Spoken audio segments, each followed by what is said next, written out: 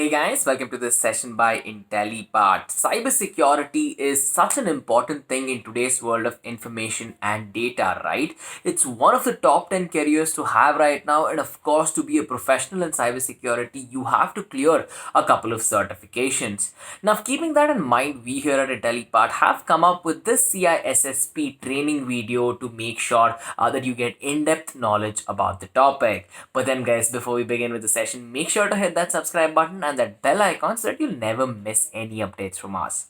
So, coming to the agenda of the session, we'll start out by understanding the concepts of confidentiality, integrity, and of course, availability as well. Now, after checking that out, we'll check out how we can apply the security governance principles and how we can determine the compliance requirements as well. Now, after that, we're going to check out information security on the global context and of how one should go on to check and work with professional ethics as well. After this, we can check out how we can implement policies, standards, procedures, and a lot more. Now, after this, we can check out how one can identify and analyze the business continuity or the BC requirement as it's called. And of course, we can check out the personal security policies, the procedures meant for that, and even risk management concepts as well. After this, we can check out threat modeling and a little bit about asset security as well. See, with asset security, we'll be talking about how one can classify assets, how we can go on to determine the ownership of information, and of course, how one can go on to protect privacy as well. So this is going to be a session that is jam-packed with information, and I hope all of you enjoy learning on this. Now, without further ado, let's get started with the class. Hello everyone, start the content for today. So when I say CISSP, it talks about data security. It talks about data security. So when we talk about data security, the data security can be, it is based on the triangle of C, I, and A. So when I say data security means if you want to secure your data, you should, you should always take care the CIA. Here C stands for confidentiality, I stands for integrity, A stands for availability. The data security means you should always, if you want to secure your data, you should always think about these three quadrant of your triangle. When I say three quadrant, you should, focus towards these three things in order to secure data in your organization. When I say confidentiality, confidentiality means your data should be remain confidential. When I say confidential means your unauthorized user should not get access to your data. That's the definition of the confidentiality. What do we mean unauthorized user? Unauthorized user means those users who are not intended user to get a or access to your data. Okay? Confidentiality can be breached two ways, intentionally or unintentionally. Okay? When I say confidentiality is breached by intentionally, let's say I am a data custodian for my data. Means I am an administrator to secure my data. If I not take certain measures, if I not take care my data properly, then it would be a intentional, breaching of my confidentiality. When I say it would say unintentional means I have taken certain measures, I have taken appropriate measures in order to secure the data, but still my data confidentiality has been breached. Okay? Because the hackers are always smarter than the administrator or the data custodian, isn't it? There are so many threats available for to breach the confidentiality. There are so many ways confidentiality can be breached. And I say there are so many ways your confidentiality of data can be breached by the shoulder surfing, isn't it? When I say shoulder surfing, what do you mean by shoulder surfing? Shoulder surfing means, let's say you have opened a confidential file in your system and one of your colleague or one of your trespasser just got a, he tried to see what he you have opened your system, and if your system is not, protected, means there are filters you can apply. If somebody wants to see through the, you know through over your shoulder, he will not able to do it, because that will prevent, isn't it? There are several type of attacks through which confidentiality can be breached, isn't it? One attack is called sniffing, or there are attacks called, there are social engineering attacks. So what do you mean a social engineering attack? Social engineering attacks means, let's say, I know Santi has worked with the boss. Just now she told me here in the firm. I can get some, I can do a engineering, mind engineering, social engineering to get the data, how the data in boss they secure the data. In that case, I can take certain type of, attack parameters, in order to get the, you know, copy of the data in BOSS. There are several ways, okay? But there are several countermeasures in order to prevent the confidentiality of the data. The countermeasures for the confidentiality attacks are: we can do encryption, we can do network padding, we can do strict access control, we can make our access control so strong that it would be impossible for the user to breach into our system, isn't it? We can train our administrator in such a way that it would be difficult for them to make any, silly mistake or intentional mistake. Okay, there are several ways you can achieve confidentiality, like data hiding. You can hide your data so that the hacker will get difficult, or they will face difficulty to get a copy of your data. In that case, you can achieve your confidentiality. When I say data hiding, after data hiding, you should take certain measures for the countermeasure. You should protect your hiding areas. Otherwise, it will give a birth of a concept called security through obscurity. Security through obscurity. I'm writing this particular thing. If you want to search in books, you can find it. When I say security through obscurity, that means you will always feel that whatever you have done, it is appropriate. But hackers are always smarter than you, isn't it?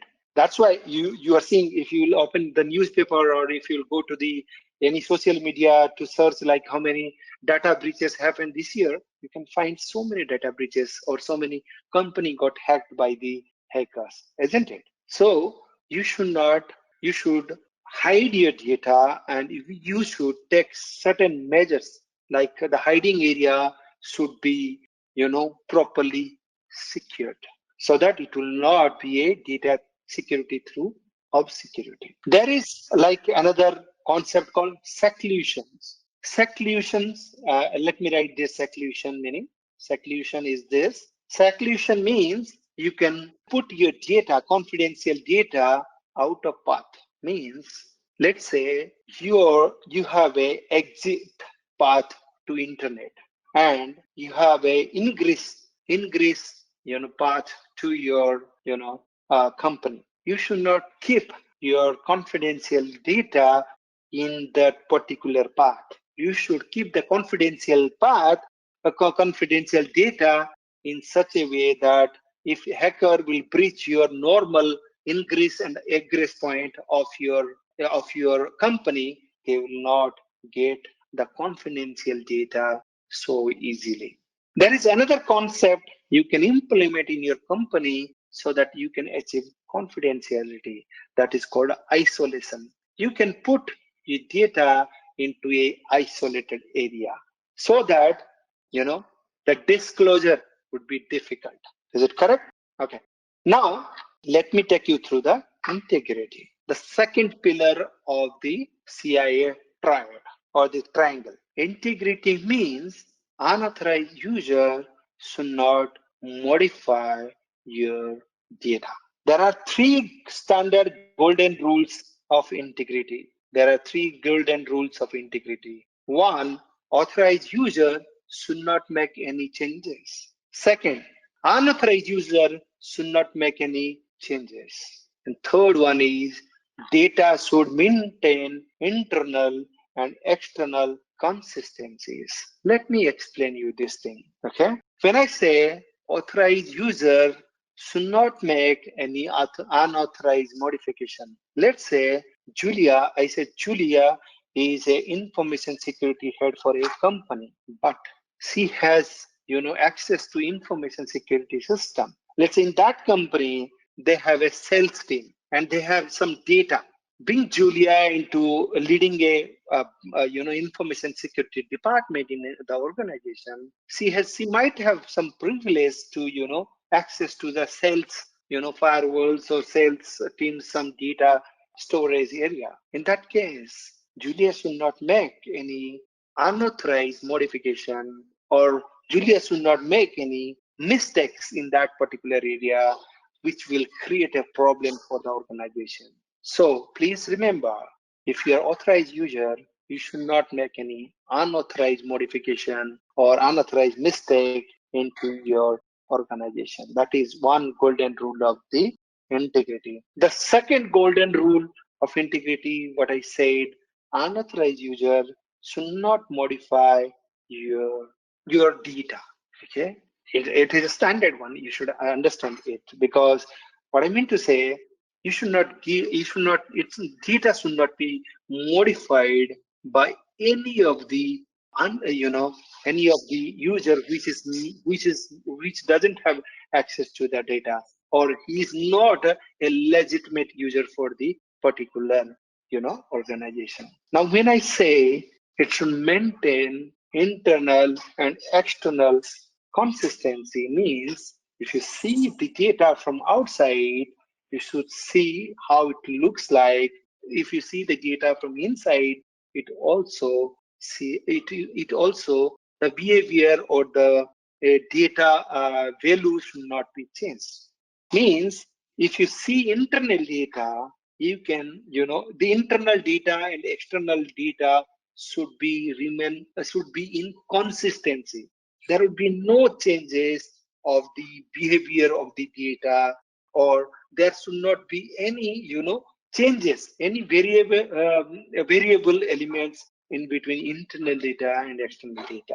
So when I say there are numerous attacks which they focus to breach the integrity of the data. When I say numerous attacks, let me highlight few of the attacks. Virus, logic bomb, errors in coding, intentional replacement, backdoors, system backdoor. Okay, you can prevent. You can you can prevent this type of attacks. You can implement hashing. Hashing is a prevention, through which you can prevent you can check your integrity of your particular data. There are so many measures you can take in order to you know in order to verify whether the integrity of the data has been lost or not. When I say the integrity has been violated, integrity violation could happen by intentional and unintentional way also. When I say intentional way, like same like which I said in confidentiality, if you have not taken the right measures, then your integrity could be breached. What I mean to say, let's say you haven't done you haven't incorporate your hashing technology properly. In that case, the attacker can change the hashing technology, hashes of MD5 of your data, and yeah, they can modify the content of the data. Then in that case, the integrity could be breached. Okay. When I say unintentional way, same. Hackers are always smarter than the administrators or the preventer or the protector of the data. Okay. Now, please note, confidentiality and integrity, they always go with hand to hand. Why I'm saying this, if you can't achieve integrity of your data, then I don't think the confidentiality would remain unintact. It will also breach. So confidentiality and integrity, they always go along with hand to hand. Okay?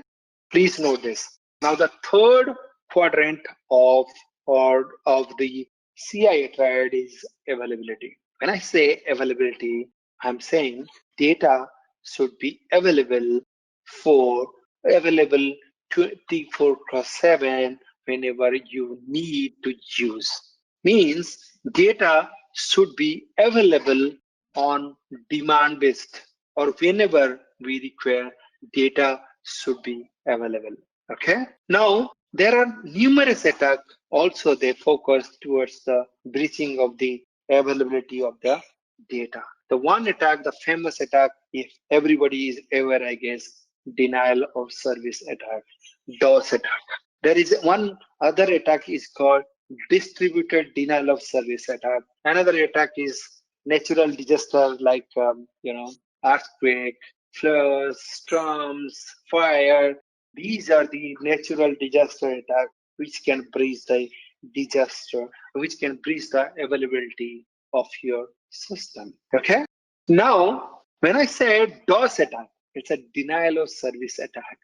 Every system, every particular system, they have a combination of IP plus port number. This is called socket.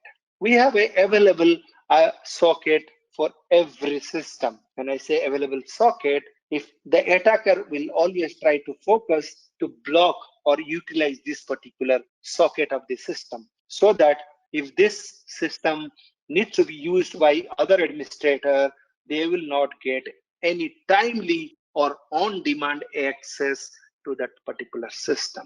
Is it clear? Availability, guys? Now, there is another concept called non-reputations. Non-reputations. Non-reputation means you can't deny whatever you have done. You will be not in a position to deny yourself that I have done this. Okay, that is called non-reputations. Opposite of non-reputation is called repudiations. You have ability to deny. That is called reputation. Ability to deny. Here, don't have ability to deny. Let me give you an example to understand this non-reputation and reputation concept. Let's say you have logged into a firewall. In firewall, we have logging features enabled. Means it is recording the logs, who's logged into the firewall, who is not logged into the firewall. Let's say you logged into the firewall and you have done some modifications, unintentional modification. The logs are being recorded and you forgot to delete that particular logs, or that logs is being forwarded to the Splunk server, means you don't have any access. In that case, next day, if something goof up, if somebody will ask questions, why did you do this? In that case, you can't deny because there is a proof that you have logged in with your username and password, isn't it? Let's say your username password got hacked, but the company hasn't taken certain measures, like two-factor authentications. In that case, if somebody has hacked my particular, system, my particular credential, they can log into my system. In that case, you have ability to deny, like saying, you can tell your manager saying you haven't enabled two-factor authentication. The hacker has done some brute force attack to get my credential, and they have got it, and now they have logged into the firewall and they have done some modification. I am done. You can check, like it was never came from my system. You can check the IP address, from which IP address the hacker or I have been the user logged into the particular firewall in order to do any modifications. In that case, you can be saved, isn't it? So is it clear non-reputation and reputation concept? Okay. Now there are some other security concept which which go along with a CIA in order to provide security, data security to the organization. That concept is called AAA service. When I say AAA, A stands for authentication, A stands for authorization, and A stands for counting. Okay, actually, this is AAA service, but we say IEEE. Okay, I means identifications, okay? And A means authentications, A means authorizations, and last A means auditing. And then one more concept is there called accounting, okay? So when Santi asked me a question like, we have a proof that you have done that. That means you have recorded a log, isn't it? That means you have done the auditing, proper auditing in your system. That means you have proper recording of a log in place in your organization. Now, when I say identifications, identification means basically it's your username. Basically, your username to log into any system. It's basically when you try to log into your system, it is the username, the first entry you put in order to log in. I can give you another example of the identification. Like you can swiping your smart card, wearing your proximity device, saying a phrase, speaking a phrase. Okay, these are your identification or process ID of a Linux system. Every process in a Linux has a process ID. Process ID is just the identification of your system.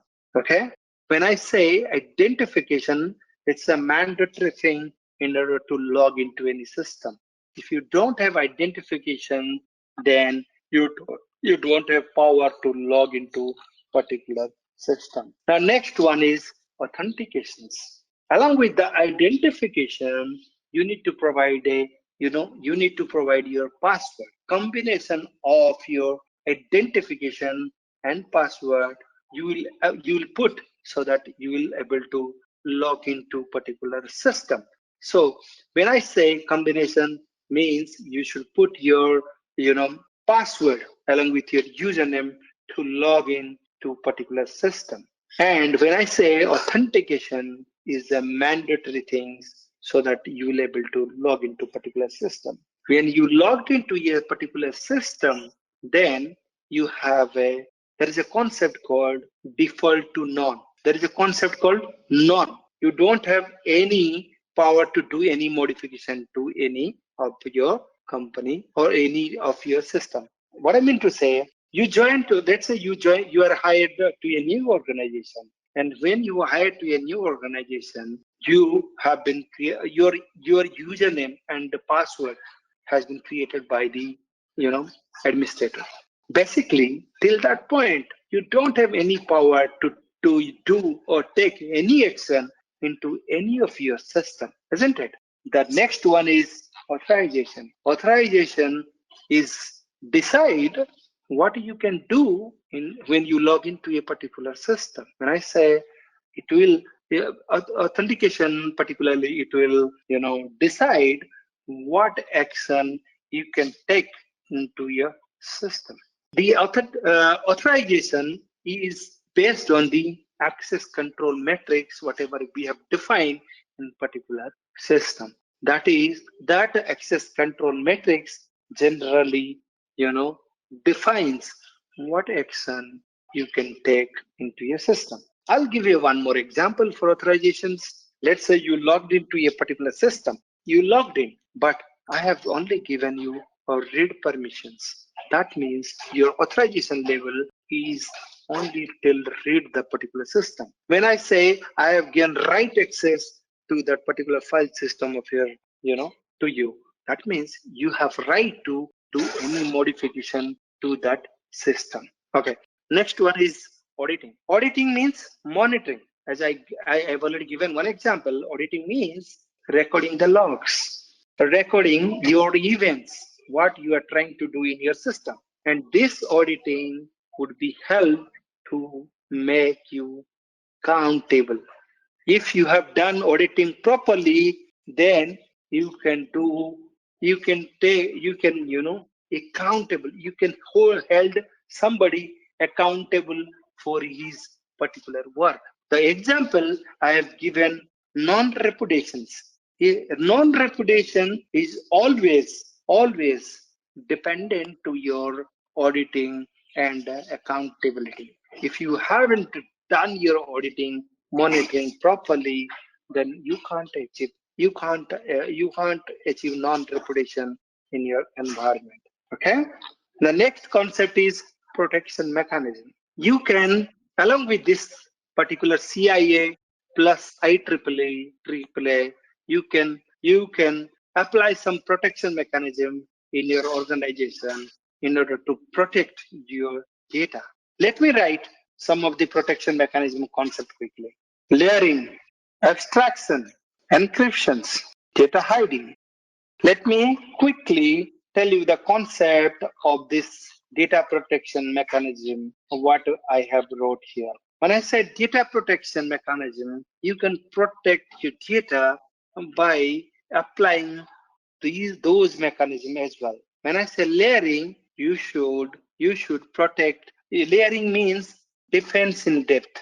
Defense in depth. When I say defense in depth, you should not put your data with one security controls. Let's say this is confidential data. You should not put your perimeter, one perimeter, in order to breach your particular data. You should put layering. The layering means you should put your protection mechanism in linear fashion. Linear fashion means one after another. If somebody has breached this, he has to breach this one as well. If this two has breached, they have to breach this one in order to get a copy of your data. That is called layering or defense in depth. Now, next one is abstraction. Please note, abstraction provides efficiency. When I say abstraction provide efficiency, that means you can put your similar kind of data into a group. Abstraction means group. Similar kind of, let's say these are my sensitive data. You can group them and you can put in such a way that you should you should put your control in such a way that the data should not be breached so easily. Okay. Now encryption.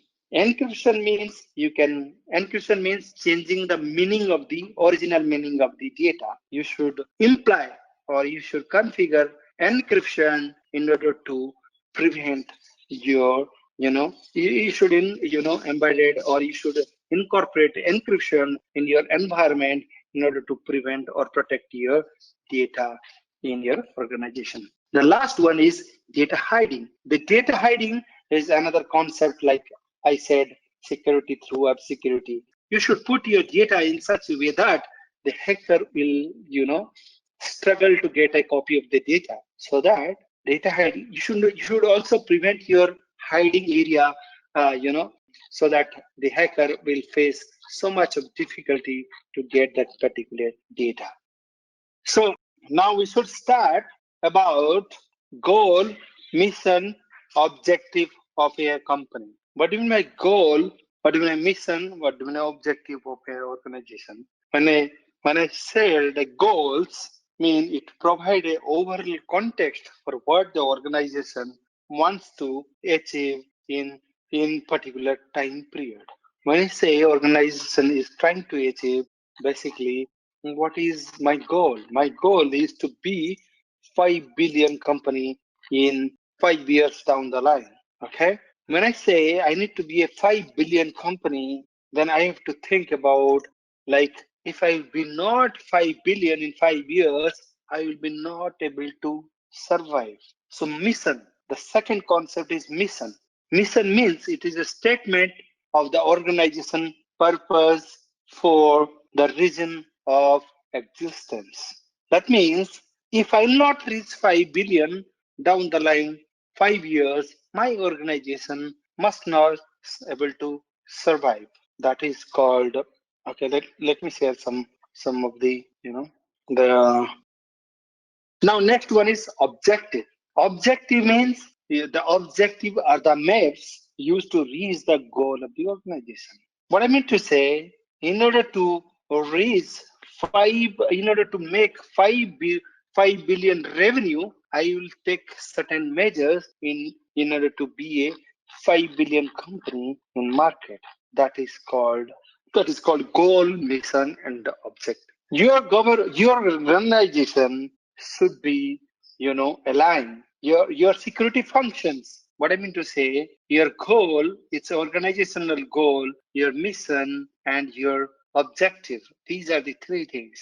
Now, these three things is from the organizational level. Okay, your security functions in an organization. There is a security function, different security department, right? This security function should align to this goal, mission, and objective of your company. So we should make our security policies, we should make our security suit towards our goal, mission, objective towards our company. Okay.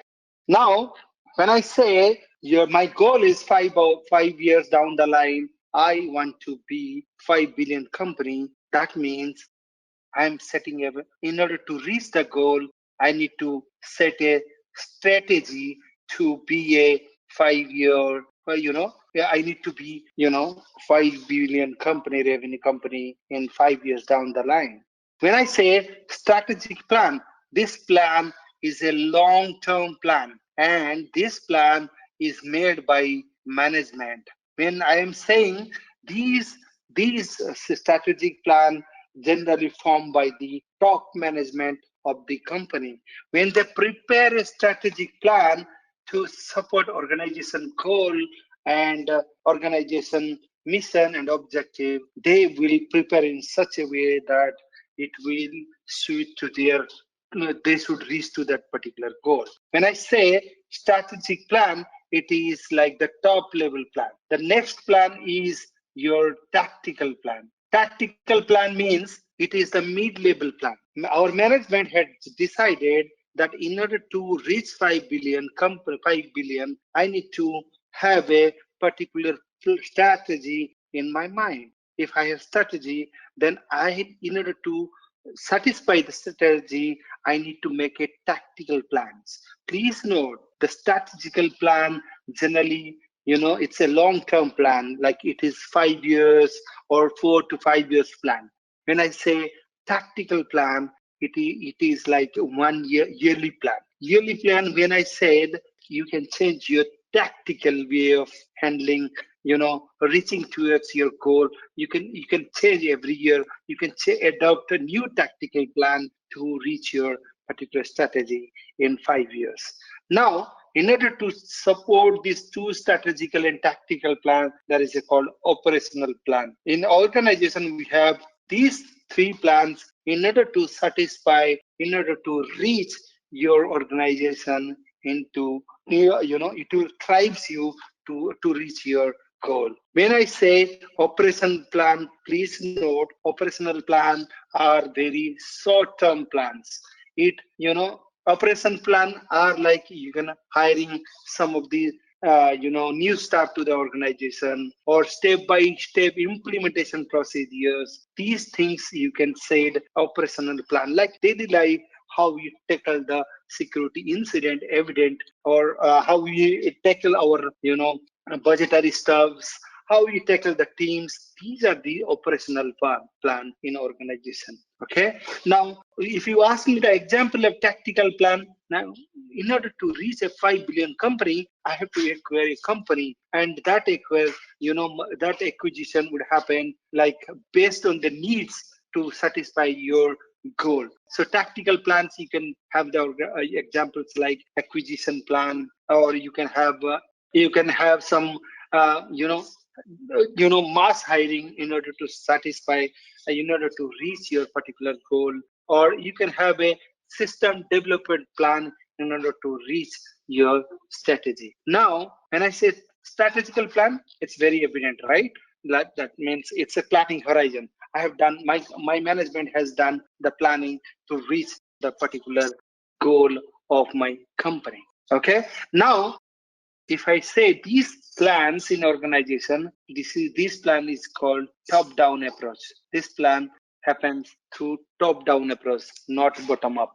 Please remember, this is a top-down plan. The plans always flow from the management till the till the end of the to the end people like users or the administrators in the organization. Okay. Now, in order to support this particular thing in organization, we should know our data classifications. Okay. But before going to the data new flow of the data classification, I would like to give you the concept of, I would like to explain the concept of due care versus due diligence. Due care versus due diligence. When I say due diligence, please remember due diligence is a data gathering activity. It's a data gathering activity. When I say data gathering activity, that means basically you will do some fact collections, or you will do some, log collection, or you will do some survey in organization in order to take certain action. When you do a data gathering for in your organization, you will, based on the data gathering activity, you generally take action, isn't it? Let's say, let me give you an example. Let's say, in order to take a decision whether employees should come to the office during this COVID-19 situation or not, you will do a survey around your organization. When you do a survey in your organization, basically you are doing due diligence because you are collecting the data.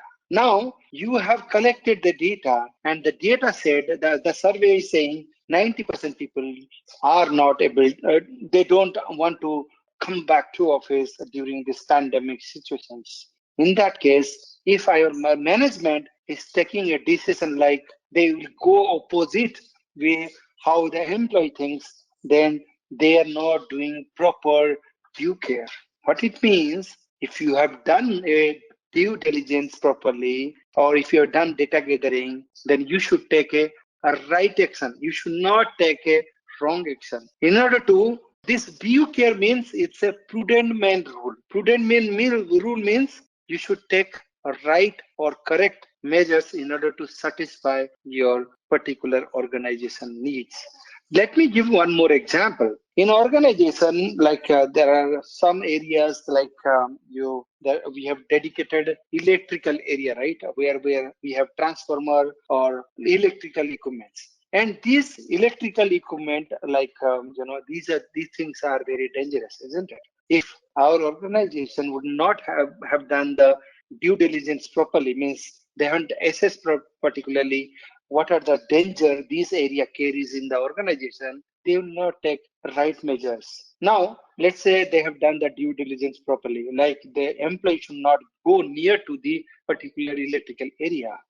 So in order to do that, they have to put some type of notice around the particular place. If they have placed the notice, but if somebody not doesn't follow that, then in that case, that person would be liable for particular, particular his activity. Our management will not held liable for that particular activity. Yeah, very good. Yeah. Now, I will ask one question to everyone right now. Like taking firewall backup, is it a due care or a due diligence? Taking firewall backup. From my end, I would say it's a due care because you're taking a measure to avoid something in future. Okay. So it would be a due diligence, something. Let me explain again. If you're taking firewall backup, that means you are doing due diligence. You are gathering the data. Testing the firewall backup would be a due care. Means, let's say you have taken the firewall backup for a year and you have never tested. After 1 year, your firewall breaks. In that case, if you try to if you try to, recover your system with the backup, it will not work because it was never tested whether it is working or not. So taking firewall backup is a due diligence. Testing the firewall backup is a due care. Is it clear, something? Okay, let me give one more example. When Mm-hmm. you go out from your home, you generally, put your locks, right? Isn't it? Now Correct. you have put your locks, but you haven't checked second time whether it was done properly or not. Okay, so if you're Mm. checking the second time, like whether it is done or properly or not, that means you have done Mm. your due care also along with your due diligence. You have Okay. Okay. you have locked your door along with you Mm. have checked it is working properly. Okay, Mm-hmm. Like a is it double clear? check. Yes, deploying firewall in the organization. What will it be a due care or due diligence?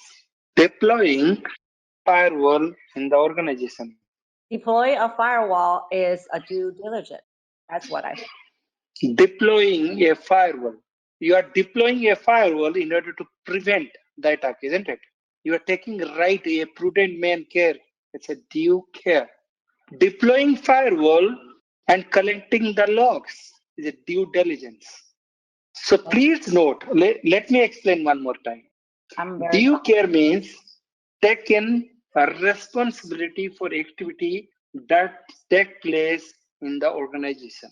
Taken reasonable care in protecting the organization. Taken necessary steps to protect the company, its resource, and employee from possible threats. That is called due care. Okay? If you are not doing your due care properly, then you are doing negligence to the organization. When I say doing negligence, then you might be, held responsible if somebody fire you in the court. Let me give you one more example of due care and due diligence again. Let's say there is a weight floor in your organization. There is some issue of the floor. It always keep weights. It is always weight. Your company knows, your management knows, or your facility manager knows that that floor is weight. If somebody will slip off, then they might broke their legs. Okay. In that case, your security manager or your facility manager should put a caution notice saying, "Weight floor, please be careful." If they have done properly, they can save their funds in the court because they have taken a reasonable care in protecting the organization employee. Is it clear? Do you care? Yes. When I say due diligence, please know it's a data gathering activity. Now let me ask one more question. Training employee in security awareness or training employees in security awareness, is it a due care or due diligence? Now, training employees in security awareness.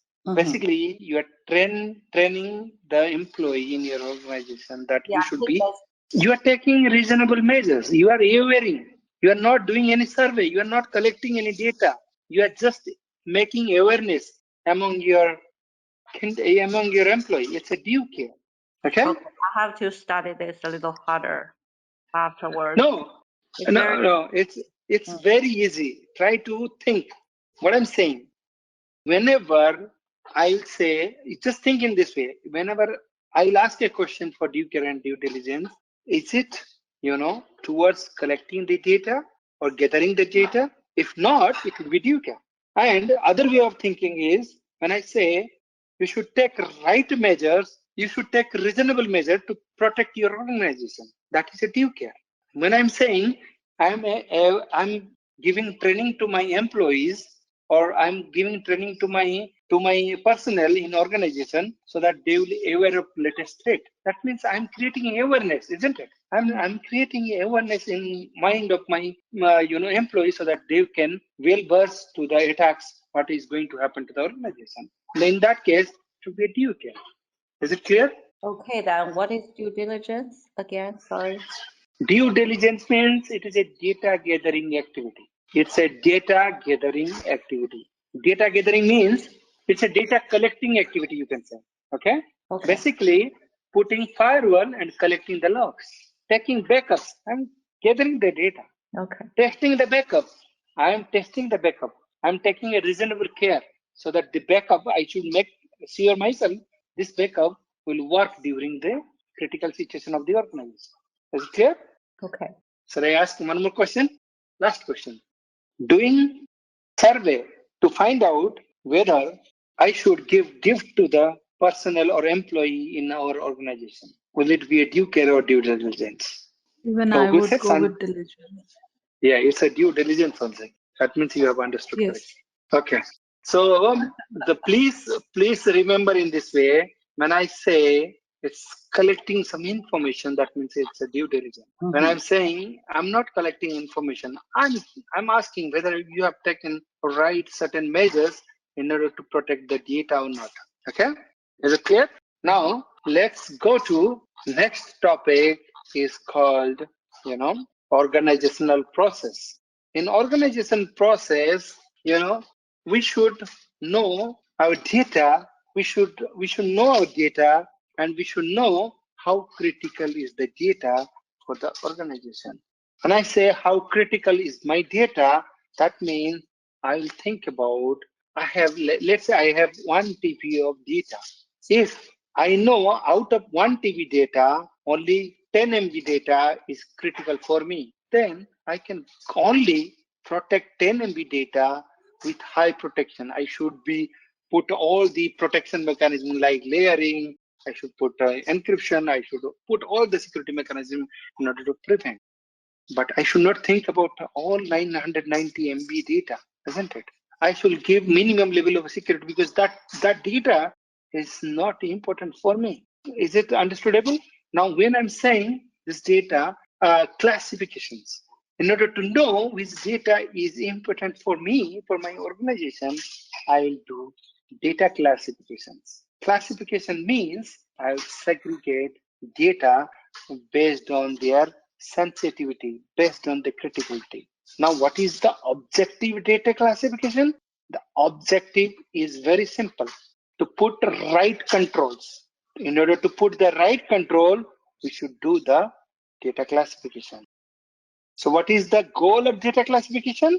In order to find out a right security control for the data. When I say a right controls of my data means I should not provide equal level of security to all data, all type of data in my organization. I should know which data is critical for me. I should know which data is important for me. When I say I need to know which data is important for me, then I have to do data classification. Please note, data classification can be done based on the value of the data, based on the usefulness of the data, value of the timeline of the data. It could be based on the association of the personnel of the data. Means if it is a CO data, then we should think about it's a CO data. So we should think about, we should protect our CO, all emails, all data of our CO. There are several measures, several things we should take care when we do data classification. When we do data classifications, we will get to know that these are the data which is very critical for my organization. Now, there are 2 types of data classification in our work areas. When I say 2 types, in government there is a data classification scheme, and in a private we have separate data classification scheme. In government and military we have data classification scheme. I hope you guys are still seeing my screen, right? In government we have data classification scheme like top security, top secret, then secret, then confidential, then sensitive but unclassified, and last is unclassified. These data classification format we have in government organization. So government organization has data classification format like top security, secret, top secret, secret, confidential, then sensitive, then unclassified. When I have, let's say I have data of 10 TB, I should do a data classifications to find out how many out of 10 TB, how much data I should put into top security, how much data I should put into secret, how much data I should put confidential, how much data I should put into sensitive, how much data I should put in unclassified. If I know this, then I can, if I know that this is my top secret data, then I will put necessary level of security or security controls so that I can prevent the disclosure of the top security data. Please note, if top security or top secret data got breached by the organization, then the organization means government or military, then that government or military, they will be in grave danger.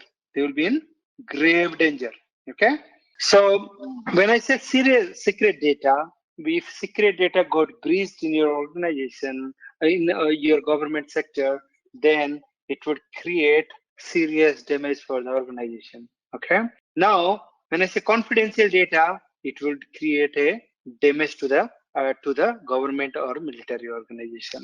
Similarly, unclassified means I'll explain what is unclassified, but please just hold your breath.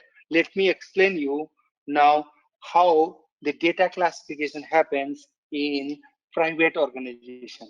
In private organization, the data classification happens like this.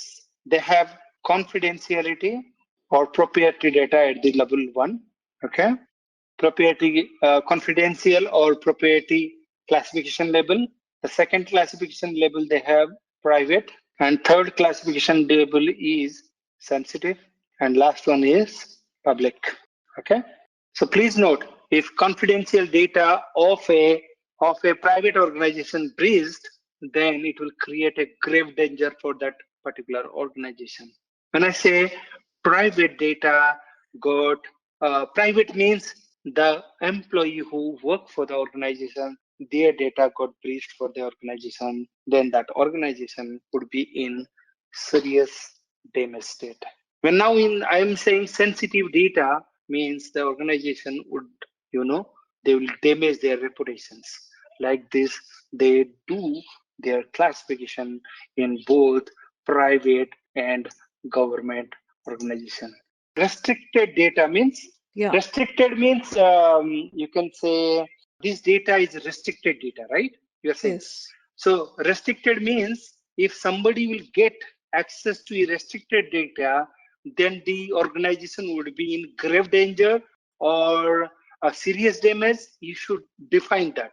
So basically what I mean to say, your personal data with the organization, that also contain value for that organization, isn't it? So you should do your classification of that particular data. So we are going to read now who will be responsible for the classification of data.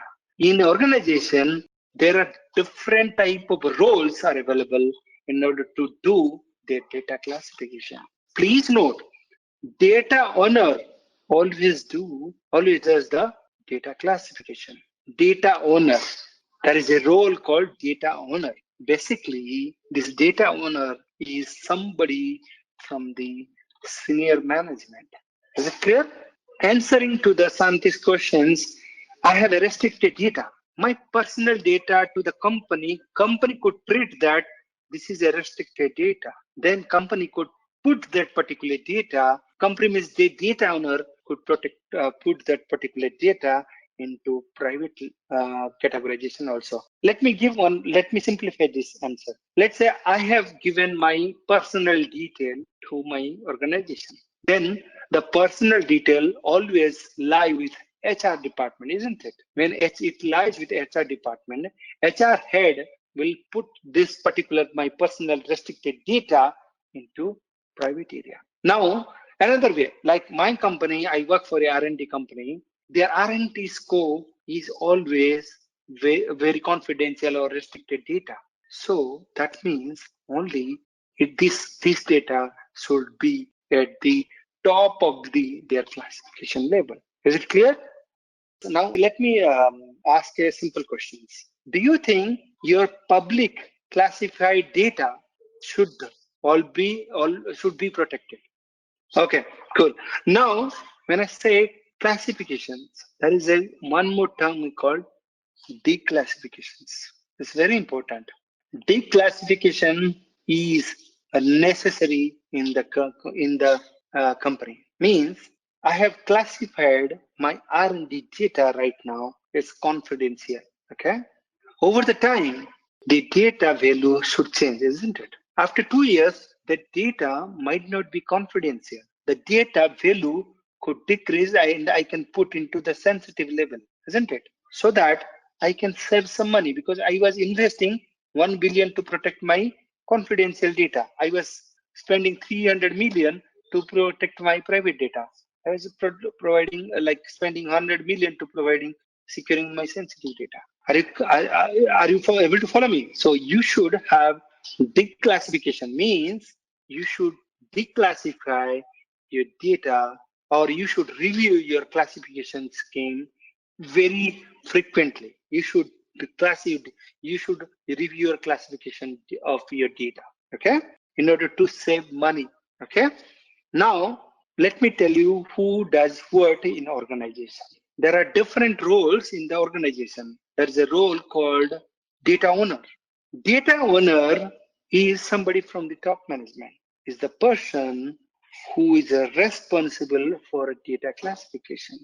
Please note, data owner is the ultimate responsible for the data protections. If your data got breached, then the ultimate responsible person would be the data owner, okay?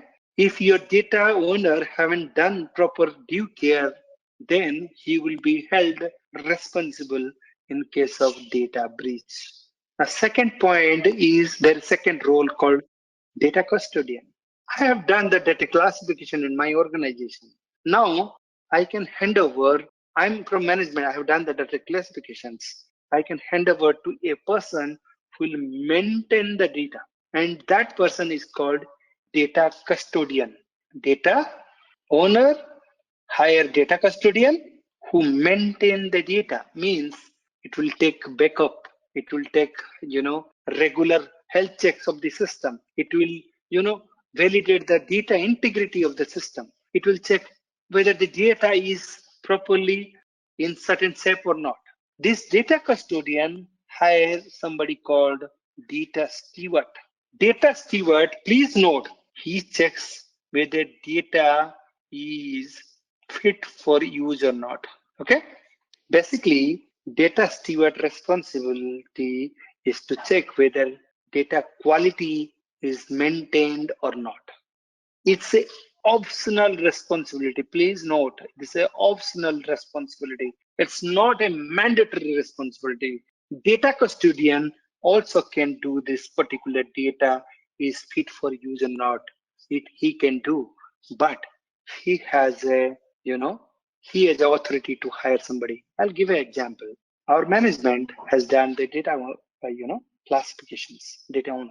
He has given to security team in order to maintain the data, like check regular logs whether a hacker is trying to attack me or not, take regular backup or not. Now my department hire a data analyst who will check whether the data integrity is maintained, whether the data is fit for use or not.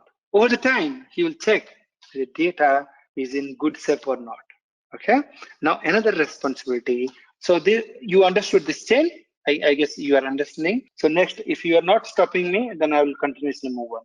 Next responsibility is user, the end user, who use the data, isn't it? Like us in our organization. Now there is one more responsibility is called security professional, like the InfoSec team in organization, security professional, the InfoSec team in organization. What they do? Basically, they check, is there any attacks or is there anything happening which will hamper the particular data integrity or something. Please note, the InfoSec team could be also, data custodian as well. Okay. Now, let me tell you some concept. Okay. Now, I have, due care, I have understood due diligence, I have done classifications, I've done everything. Okay, isn't it? Now, if I will not take a necessary policy, do you think this thing would be maintained smoothly in the organization? I don't think so. We should make a security policy so that, we should formalize our security policy so that if somebody violates anything, then there will be consequences. So security policy is a broad statement produced by the senior management that detects the role of security within the organization. Is it correct? Is it clear to understand? Now, characteristic of security policy. Security policy should be non-technical. When you write security policy in your organization, or the management or the data owner or the top management, when they write the security policy, it should not be technical. It must be generic, non-technical, and easy to understood. Please note this point. It must integrate security into all business process and function. Santi, what do you think? Your business should drive the policy or your policy should drive the business? Your business should drive security policy. Your security policy should not drive the business because we are getting money from the business, isn't it? Please note the security policy must be reviewed and modified periodically or the company environment. When the company environment changes, the security policy must be modified or reviewed. Okay. Now it must you when you do any changes to your security policy, you should do a version control so that you should refer to older version as well. So you should always refer to the latest version. So in case of any changes, if somebody wants to validate what are the changes you have made to the last policy to this policy, they can validate that particular thing. Okay. Now type in organization, there are three type of security policy. They are like organizational specific security policy, issue specific security policy, and system specific security policy. Let me write it. When I say the security policy could be three types: organizational security policy, issue specific security policy, system specific security policy. When I say organization specific security policy, it focuses on issue relevant to every aspect of our organization. When I say issue specific security policy, it focuses a specific service, department, or function that is distinct from the organization as a whole. When I say system specific security policy, it focuses on individual system. Let me give you an overview. What do you mean? What do you mean by this organizational security policy? What do you mean by issue specific security policy? What do you mean by system specific security policy? When I say organizational specific security policy, it is a security policy.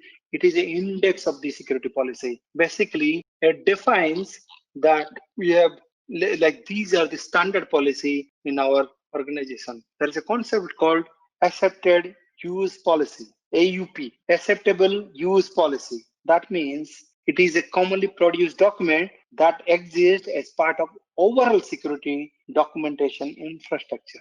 Acceptable use policy defines like if you are getting a system from your company, how you should use that particular system. You should not use for any particular your personal stuff, or you should not use for particular that type of particular that system for any specific work related to your personal job. If you will violate acceptable use policy in your organization, there would be a penalty. There could be termination from the organization. So please, if in organization, the organization specific security policy should be, you should abide by the organization security policy. If you violate the organization specific security policy, then there will be a consequences. Every time there will be a consequences. Like I will tell you one security policy. You should work at least 8 hours in a day. The work time would be 8 hours. If you're not maintaining 8 hours, you might get some notification from the management or from your management saying you are not maintaining what was the agreement when we hired you to the organization. The second one is issue specific policy. It focuses specific service, department, or functions distinct from the organization as a whole. Like I can create a specific policy for my IT department. I can create a specific policy for my BPO. Like policy would be BPO employee should work 24/7 because they need to give support, isn't it? Now, when I say system specific policy, I should create a policy like in my organization, I should use encryption. That's a system specific policy, isn't it? Now, different security policy work together to meet objective of comprehensive security program, isn't it? There are policy types are there, regulatory policy, advisory policy, and informative policy. When I say regulatory policy, it ensures that organization is following industry-specific regulation or standard. Examples of regulatory policies are HIPAA, PCI DSS, etc. These are the standard policy. Let's say you work for credit card company. The card company should follow the industry standard PCI DSS. When if you are working for any European, or if you are working for any European company, you should follow you should abide by the GDPR. Okay. Similarly, you should, if you are dealing with any private data of your organization, you should follow HIPAA. Yeah. Now, second one is advisory policy. When I say advisory policy strongly advise that employee or user on the type of behavior, like your behavior, like, what should be your behavior in the organization. Advisory means advisory policy strongly advise the employee saying what type of behavior and activities to be followed in the organization. Examples are policy for handling medical or personal data. These are the advisory policy. Advisory policy could be like, my advisory policy should be like, now COVID-19 has broke up, so you should send a advisory notification to everybody saying, please take necessary measures while going out or something, because personnel is the more valuable for the organization, isn't it? Now, next one is informative policy. When I say informative policy informs the employee of certain key topics. Example, policy explaining the goals and mission of the organization. Informative means our CEO has decided that our organization want to be 1 billion company in 1 year. That could be informative policy. In order to informative policy mean saying, if you're not following this particular things, then there would be a consequences. So it could be informative policy could be your password should be 12 characters. Okay. Now, in order to support the policy, we have different functional implementation of the policies. When I say functional implementations, there are functional implementations called standards, guidelines, procedures, and baseline. Please note, your policy should abide the land of the law. Means if you are an Indian company, your policy should support the local law regulation requirement. Then you should check your organizational policy. Then you should check your functional implementation of policy, like how you can implement your policy into the organization. If you want to implement your policy into organization, you can do you can follow the standards, you can follow guidelines, you can follow procedures, you can follow baseline. Let me draw it up. See, your policy, your policy should abide law and regulations. Okay. Then second, it should abide general organizational policy, and it should implement, your policy should implement functionally. Okay. When I say functionally implementation, you should implement. You created a policy, but if you will not implement your policy functionally, then it is useless, isn't it? In order to implement the functional policy functionally, you should do standards. You should do standards. You should do guidelines. You should follow procedures. You should follow baseline. Okay. Now let me tell you the difference between standard, guideline, procedure, and baseline. When I say standard means it's a mandatory activities or rules or actions or regulations. These we need to follow. Like if you are running IT company, you should follow ISO 27001. This is my standard. Please note, standards are tactical document.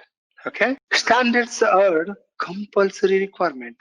If you're running an IT organization, you should follow ISO 27001. So standards are compulsory requirement. Okay. Now, coming back to the procedure. Procedure is nothing but it is the step-by-step task. It is a step-by-step procedure complete or achieve certain objective or certain task. Okay. So like you can example of the procedure is writing a run book to achieve critical activity. That is a procedures. Okay. Now, when I say procedures, you can say it could be like procedures are. I can give you an example. In order to upgrade your firewall, you should follow like take the backup, then you should do take the backup, then you should move the backup to a different into a separate folder, then you should start implement upgrading the standby firewall, then a primary firewall, then again do the post check pre-check properly. These are the like procedure we should follow. Now when I say baseline, the last one, baseline, please note it is the reference point, means this is the minimum level of security that every system must meet. Okay, it's a reference point, means let's say my company has decided that my baseline for my all computer should be Windows 7. That should be the minimum, isn't it? If it is not Windows 7, then that company should not be that particular system should not be admissible for work in organization. Then that's my baseline. Okay, is it clear? Now guidelines. Guidelines refer as a guidelines means let's say you want to reset your security, your password, your window login password. In that case, you will follow that. It is that particular steps in order to do the particular password reset. Your password should be 12 characters or 7 characters, one uppercase, one lowercase. So you should follow that particular guidelines in order to do the password reset. Now, let me give you the some overview the personal security. Do you know in organization, personnel is the more valuable things than any other stuff in the organization. Means the employee are the more valuable things in the organization. Okay. When I say personnel are the more valuable thing, there is a other way of that also. They are the most dangerous thing for the company as well. Personnels are the dangerous and more valuable things in the organization, isn't it? They are the more vulnerable person and they are also more valuable person. When I say vulnerable means they are the weakness for the organization, isn't it?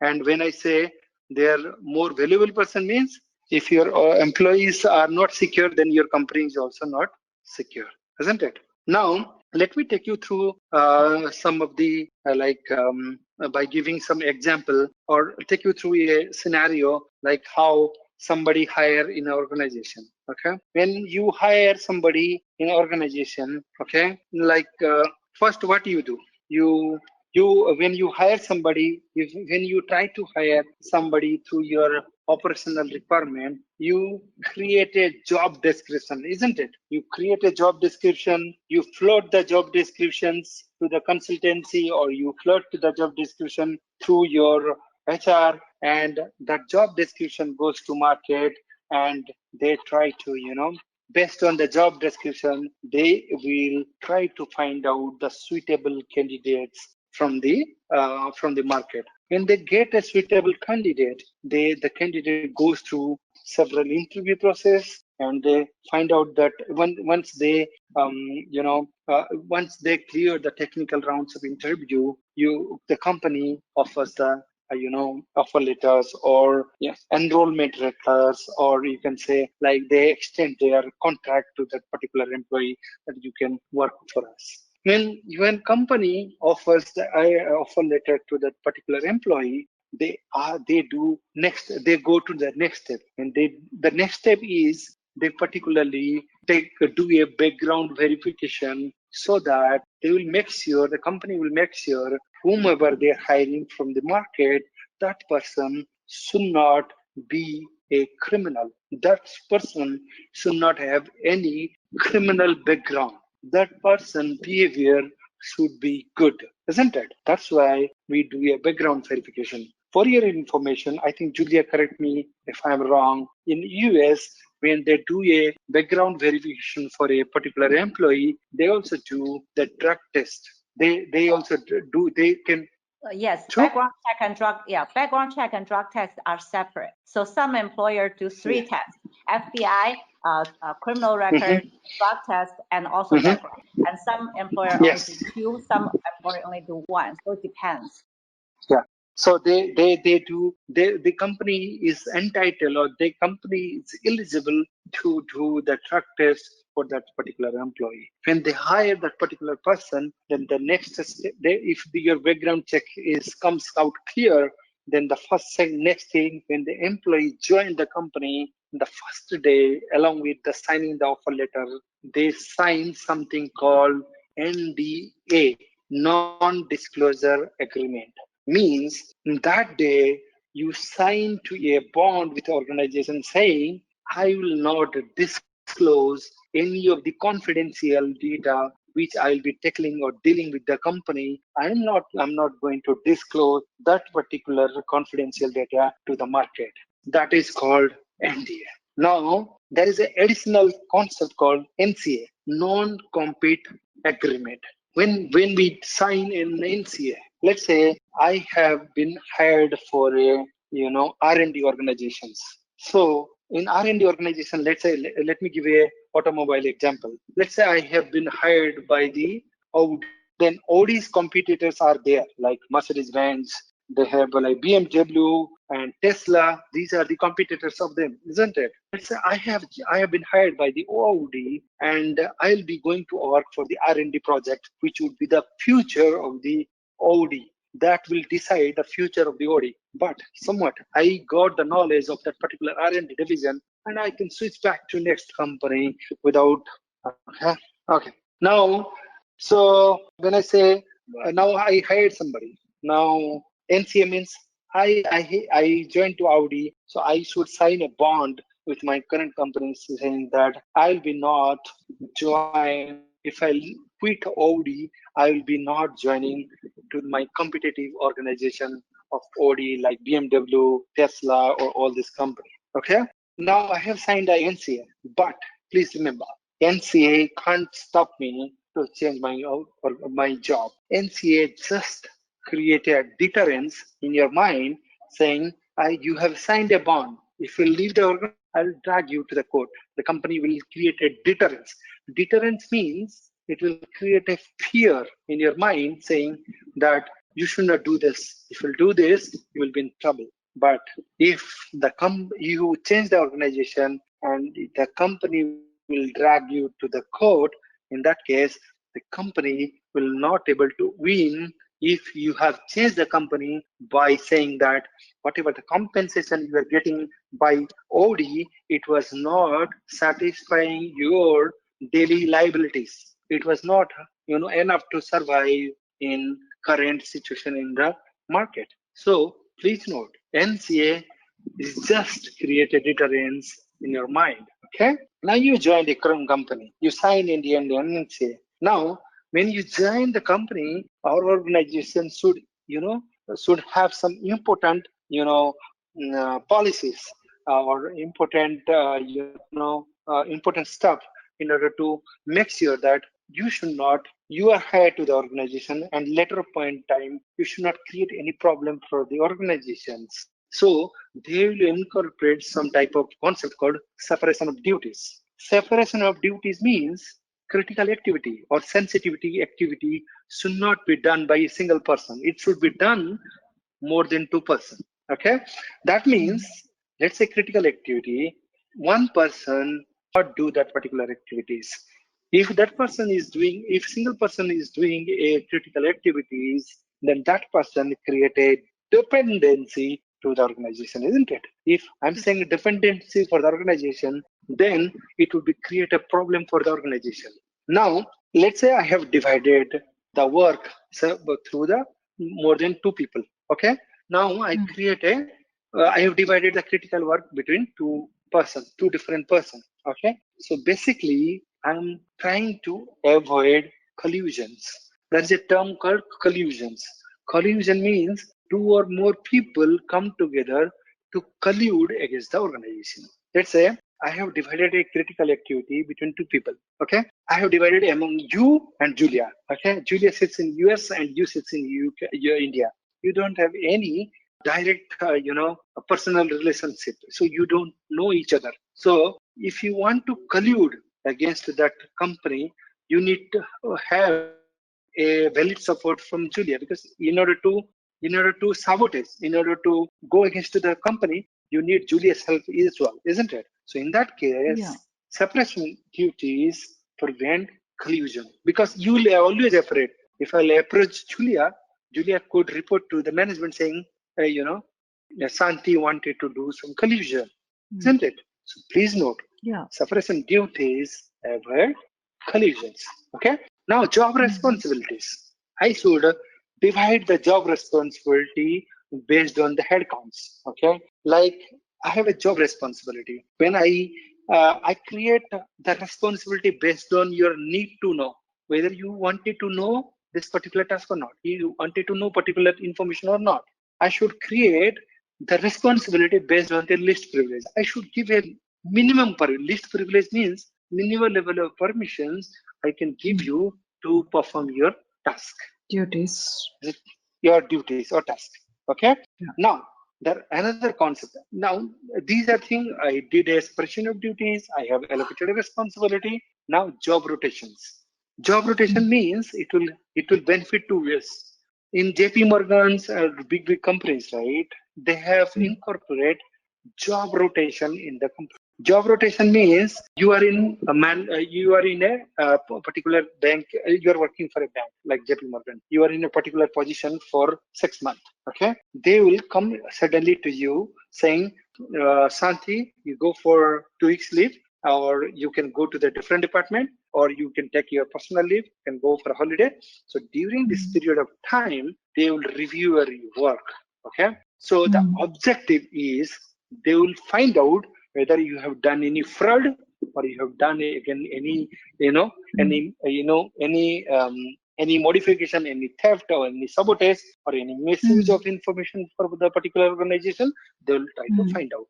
And Mm. job rotation also satisfy what? There's a The backup. dependency. There's a backup. It will There's a create a, backup when you leave.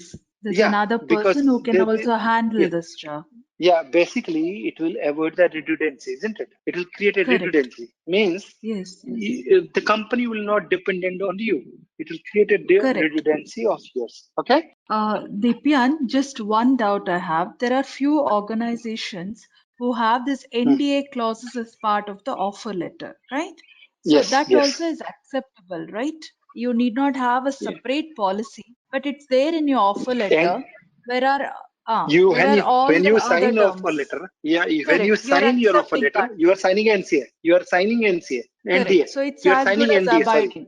Oh, yes, you should abide the law. Otherwise, you will be there will be a consequences. You should be fired from the organization, isn't it? Correct. Yeah. Yeah. Yeah. There are Okay. few organizations who have a separate form, and there are few Yeah. organizations who club it in the offer letter. Both are well and good, Yes. isn't it? Based on the requirement. Okay. Yes. Yes. True. True. True. Okay. Now there is Fine. one more concept is called cross training. Cross Hmm. training. Cross training means you should cross train between the department so that there should not knowledge should not remain with particular person. So you should do Hmm. cross training in your organization. Okay. Yeah. Is it clear till now? Now, Yes. this is personal security we have taken care. Now, Hmm. I have found that particular person has done some sabotage by doing your rotations, or I have sent you a mandatory leaves. I have given a leaves. Okay, I have Hmm. found that you have done a sabotage. Now I have to give you a pink letter. I have to fire you, isn't it? Hmm. When you Hmm. fire a particular person, you should take Hmm. certain measures in the organization. You should Hmm. not fire a particular employee at the beginning of the week or end of the week. That should be the standard, because you should give the opportunity to that person so that he should, find a new job during the week time. You should fire mid of the week, like Tuesday or Wednesday. You should not fire Hmm. during weekends or beginning of the week. Okay, because beginning of the week, everybody will come to from the home. They will be in separate mode. You should not do that. When you are going to fire any employee in US, right? Earlier they used to fire through the email saying a pink slip, right? They used to give pink slip saying, Yeah. "I'm giving a pink slip. You are no more required to the organization. You just send Yes. your, environment stuffs like your laptops, your company tablets, your smart cards, everything you courier. But the pink slip is no more valid. Why? Because you're being given the company assets, isn't it? Laptop, smart cards, isn't it? So you should not write the email saying you are not been required for our organization. So in that case, the company might be in trouble. So Correct. they should call the person and they should take the person into the meeting room and they should be discussed along with the personal manager, along with the whom the HR, along with a security guard. Means why security guard is required? He can manhandle. He can do a manhandle, Possible. isn't it? So in order to, Possible. so that if, so you should bring somebody so that Safeguard. security guard so that he can prevent the HR and the manager. Now Yeah. when you are in a meeting room with the personnel, you can ask him like, please submit your all belongings, whatever company is provided, you submit here. Then the security guard should escort that particular person till the gate, and he will make sure that that person should not return Yeah, back allowed inside anymore. the return back to the office gate or to the Yeah. office gate. Yeah. Means, let's say you fired somebody, that employee might be disgruntled, isn't it? Yeah, they Disgruntled may be employee, you know the disturbed. meaning of? Yes, Yeah. yes. They may get disturbed and you never know the state Yes. of mind at that point in time. Yes, absolutely. So that could create a problem for that organization. So you should take these certain measures when you are Yeah, firing somebody. right. Yeah. Now, next concept. Now we have done with the personal security, how we can manage in an organization. Okay. Now, second one is vendor, consultant, and contractor agreements and controls. When in an organization, how you manage the vendors, because the personnel also came through the vendor, isn't it? We hire Correct. different vendor Yeah. to come into our office. So in order to manage them, we should have equal NDA and NCA in order to manage them. Okay. So now, in order to manage the vendor, we should have a separate thing called SLA, service level agreement, isn't it? When I say Yes. service level agreement means it's an agreement between you and the partner or the service provider organization. In Correct. SLA is a monetary agreement, isn't it? If you breach this SLA, you will be penalized. Yeah. You're penalized and you need to Definitely. pay Yeah. the money. Okay, like your, let's say some company is providing internet service to you. In that case, the company should meet whatever agreed during the service offering. Is it clear? Now Yeah. this is SLA. Okay. Outsourcing policy, right, Dipyan? Yes. Yeah, where Yeah. Outsourcing. it's also like you choose your vendor properly Yeah. and you do the assessment before you outsource something. So that again falls under Yes. this category. Yes. Yeah. Now we have done everything, how we can manage our personnel, how we can manage our vendors. And in the first chapter, we have seen how policy can be created, why policy is required, why standards is Yeah. required, why baseline, all these things we have Yeah. agreed, right? We have done the data Yes. classification and we have done, Yes. we've gone through CIA, IEEE. Now the thing is, classification we have done to find out the right controls, isn't it? But Correct. now you have done the classifications. Now you have to do the risk assessment, isn't it? To find out the control as well, right? Whether the risk assessment means there is a concept called risk management.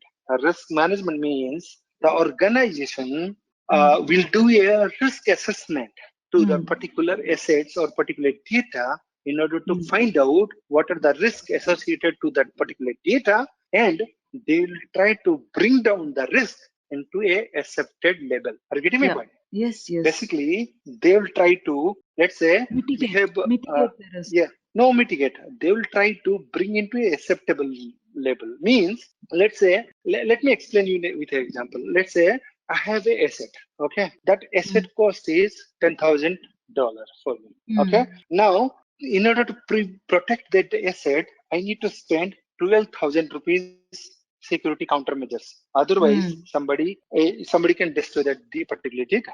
So in that case, if you need to do the risk assessment, do you think in order to protect your $10,000 data, do you spend $12,000? No, right? No. So you It should do should. a risk assessment. Yeah, it should. I can't spend Your count. something which is more than the asset value itself. Yeah. Let's say you are staying in a villa in Bangalore. The villa cost is 2 crores. Okay, but if you want to protect the villa, because the Bangalore is not safer for the people who are coming from outside, isn't it? So if you want to protect your villa, you have to hire 5-6 security guards, and the cost of the 5-6 security guard and your security system might cross 2 crores in 2 years. Do you think you'll invest to buy a villa in Bangalore? No, isn't it? Yeah. So you should think, you should do a risk assessment properly in order to find out whether you should do the risk assessment, whether you should buy the particular thing Invest. or you should mitigate the risk, you should accept the risk. I'll teach you in such a way like you'll feel, very strong in risk management. Okay. Now, in order to go to the risk management has a bigger umbrella. Okay, inside risk management, there is concept called risk assessment and risk analysis. A risk analysis is nothing but it's a study of find out what would be the suitable control we should put. We should do risk analysis in 2 ways. One is quantitative, another one is qualitative. There are 2 ways we'll do risk analysis in order to find out which control is best fit for my protecting that asset. Once I'll do a risk analysis, I'll give them my report to whom? Let's say I have an employee. I'm just part of an InfoSec team. I have done a risk assessment. My report has to go saying, in order to protect this web server, I have to buy firewalls. Okay, but firewalls, if I buy Palo Alto firewalls, it will cost me $10,000 per year. If I'll buy Checkpoint, it will cost $8,000. If I'll buy ASA, it is $6,000. But these are the 3 firewalls. These are the risk level. They will mitigate if we'll buy it. Then this report you will submit to management, and management through the risk management they will find out which firewall they should put into our organization, whether Palo Alto, Checkpoint, or ASA. And let's say they have selected Palo Alto, they will think like, if we'll put Palo Alto in our environment, our web server would be secure, and I can bring the risk into a acceptable risk. Please note, Yeah. you can't mitigate 100% risk in your organization. You can't. Yes. You will not able to meet 100% risk in your organization. Okay. Most of the Now, time we only try to reduce it to a level where the impact acceptable is level. where the Acceptable level. impact, That is called. Yes. You should mitigate. You should bring down the risk into a acceptable level, so that if something will happen, that will not hamper the organization. Okay. Now, in order to understand this risk management concept, you need to understand a circle. Like, there are so many terms. You need to understand what is threat, what is risk, what is exploitations, what is vulnerability, what is assets. Now, when I say circle, in a circle, you should understand what you want to do risk analysis. You want to do a risk analysis to your asset. Asset could be 2 types. Asset could be 2 types. One is tangible, another one is intangible. When I said tangible asset means the asset which you can touch and you can feel it. Intangible asset means that asset which you can't feel, like your data is your intangible asset. Okay, your tangible asset is your physical assets like firewall, your web servers. These are the tangible assets. So asset could be 2 types, tangible and intangible. Both. Now when I say yes, now every asset has a vulnerability, isn't it? Correct. Yes. Vulnerability means loopholes or weakness in your system. Okay. Now, threats. Threats means, what do you mean threats? Threats means potential threat actor. Threat could be two types, man-made or natural. Like man-made means terrorists, thieves, anything, anyone who will try to impact your threats. And threats of Natural. natural threats like Yeah. floods, earthquake, all these are Earthquake. natural threats. Okay. Now, when the threats exploit your vulnerability, exposure happens. Getting my point? When vulnerability threats exploit your vulnerability, exposure happens. When exposure happens, every exposure is a risk. Risk. Every exposure, every time when the threat will exploit you, exploit your vulnerability, then you are exposed. Means you are in risk, one time of risk. So risk means it is a realized risk. Realized risk means you are being attacked by the threat one time. Yeah. So in order to protect or prevent your risk, or in order to reduce your risk, what you will do? You will put countermeasures, isn't it? Yes. So, Yes. so assets, two types, tangible, intangible. Yes. Now, vulnerability, every asset has vulnerability. Now, vulnerability is exploited by the threats, and threat exploit your vulnerability. Exposure happens. When exposure, every exposure is called what? Risk. Every exposure, every instance of exposure is called a risk. When risk is there, you will try to mitigate through the countermeasure, isn't it? So now you understood the term. You are well versed with the term. Now, when I say this flow, right, risk analysis you will do in order to find out what will be the countermeasures. Risk analysis you can do two ways. One is qualitative, and another one is quantitative. When I say quantitative, please note, quantitative means it will give a dollar value. It will always give a value, but qualitative means it will give a option like it is high, Good, low, bad, medium, good, bad. It's just a option based. You can say option based. Okay, is it clear? Now, when I say quantitative, you need to understand few things. One is asset value, okay, and second thing is exposure. Exposure is means I said right, when your vulnerability is exploited by trade, exposure happens. Exposure is always in percentage. Means let's say your asset is 100 rupees. Now you have a vulnerability in that asset, and if that vulnerability of that asset would exploit, it will expose the asset by 2%. Okay, means 2% of 100 rupees would be exposed, or it would be lost, isn't it? 2 by 100, 0.02. 0.02 into 100 means you will lose 1 rupees or 2 rupees, isn't it? 2 rupees here. Yeah. If your exposure is 2%, means 2 by 100 into 100 means 2 rupees, isn't it? So exposure is 2%. Now, if you are exposed one time, how much you are losing? That is called single loss expectancy. So once you expose, you are losing 2 rupees, right? Isn't it? So your single loss expectancy is how much? 2 rupees. Absolutely. Single time, right? Yes, single time if you are exposed, how much you are losing? 2 rupees. Now tell me, in a year you are exposed 4 times. How much you are losing? 8 rupees, isn't it? 4 times the same. It doesn't impact again and again. The value doesn't change. The percentage doesn't change. Yeah, It's the it's same. just yet. Yes, so it's 2%, 2% exposed. Okay, So it's 8 rupees then. So we got 8 rupees loss, isn't it? When we got 8 rupees loss, then please note, it happens 4 times, right? That is called annualized rate of occurrence. In a year, how many times it happens? Okay. Now, single SLE means single loss expectancy, right? Single low expectancy means in a year, if I'm getting kicked once, how much I'm losing? You're getting my point?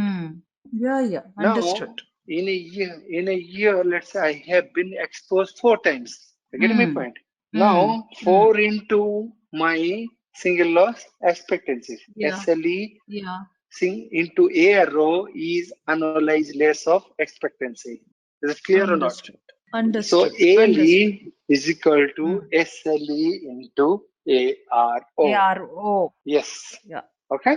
So this is vulnerability, then exposure, then risk, then countermeasure. Okay. So I said asset could be 2 types. One is tangible, another is intangible. A tangible and intangible, and as a threat could be 2 types: man-made or natural. And every asset has a vulnerability, or if asset has a vulnerability, threat exploits the vulnerability. When threat exploits the vulnerability, exposure happen. Every instance of exposure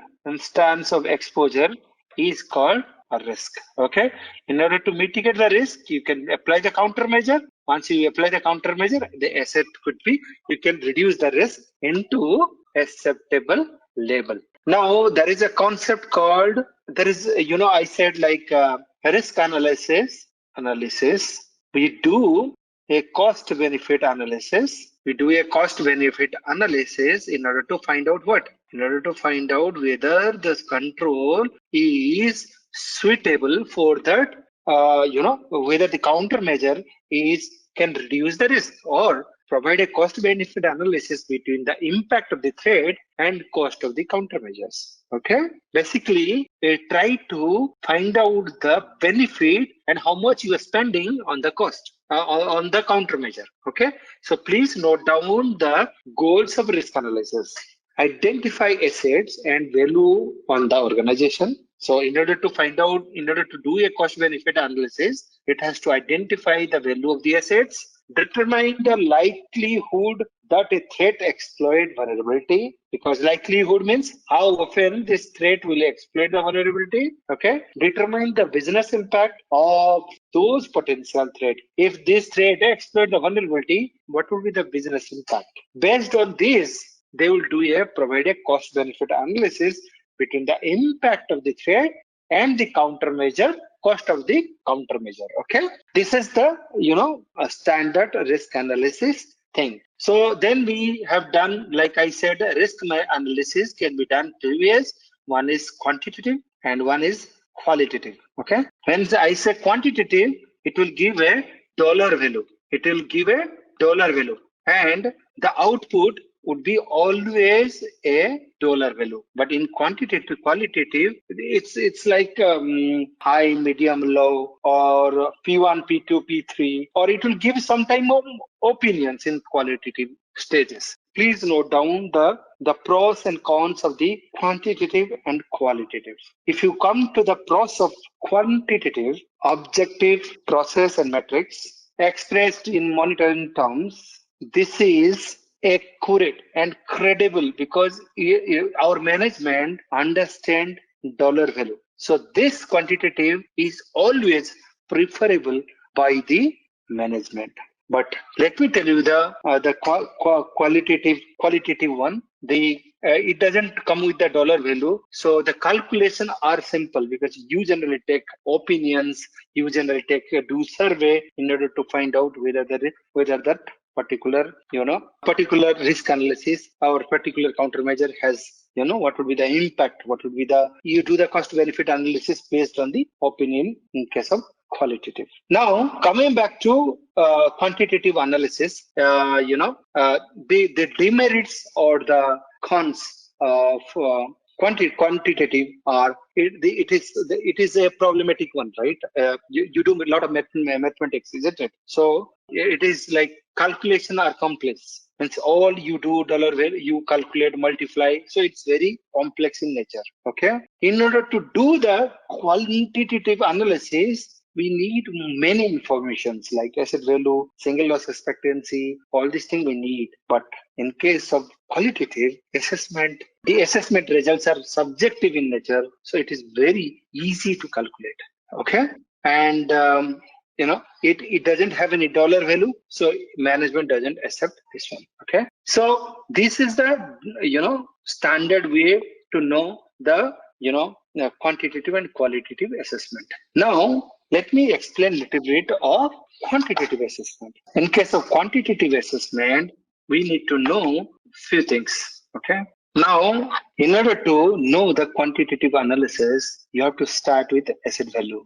Okay, so asset value is always asset value. It's the notation is asset value. Okay. Now next one is you need to know exposure factor. The exposure factor is EF. It is always in percentage. Please remember. Now once you know this thing, you have to calculate a single loss expectancy. This is SLE. Please remember, SLE is equal to AV into EF. Okay. Now once you know the single loss expectancy, you can know the annualized rate of occurrence. That is called ARO. Now the last one is annualized loss expectancy. This is called ALE. Please remember, ALE is equal to SLE into ARO. Okay, is it clear? So once you do this, after finding out the annualized cost loss expectancy, we do a cost / benefit analysis of the countermeasure. Okay, all good. Now I'll give you a small problem to solve quickly in order to find if you are able to crack this or not. The asset value is, let's say, $10,000 and exposure factor is 20%. Arrow is once in 10 years. Please find out what is SLE and ALE quickly, please. SLE 2000, ALE 200. Okay. So it is very straightforward, like 10,000 into 20 by 100. So you can say like 2,000. Correct, Julia? And you can multiply. This is single loss expectancy. Say SLE into ARO. So you will do a multiplication into 2,200 into 0.1, right? 1 by 200, 1 by 10 years, right? 1 by 10 is equal to 0.1, right? So it is 200. Is it 200? Yes, 200 is right. Okay. Now, how we can find out the value of value of the countermeasures? There is another formula. Okay. Please note this. Like this is ALE, right? We calculated ALE here, right? Please note this.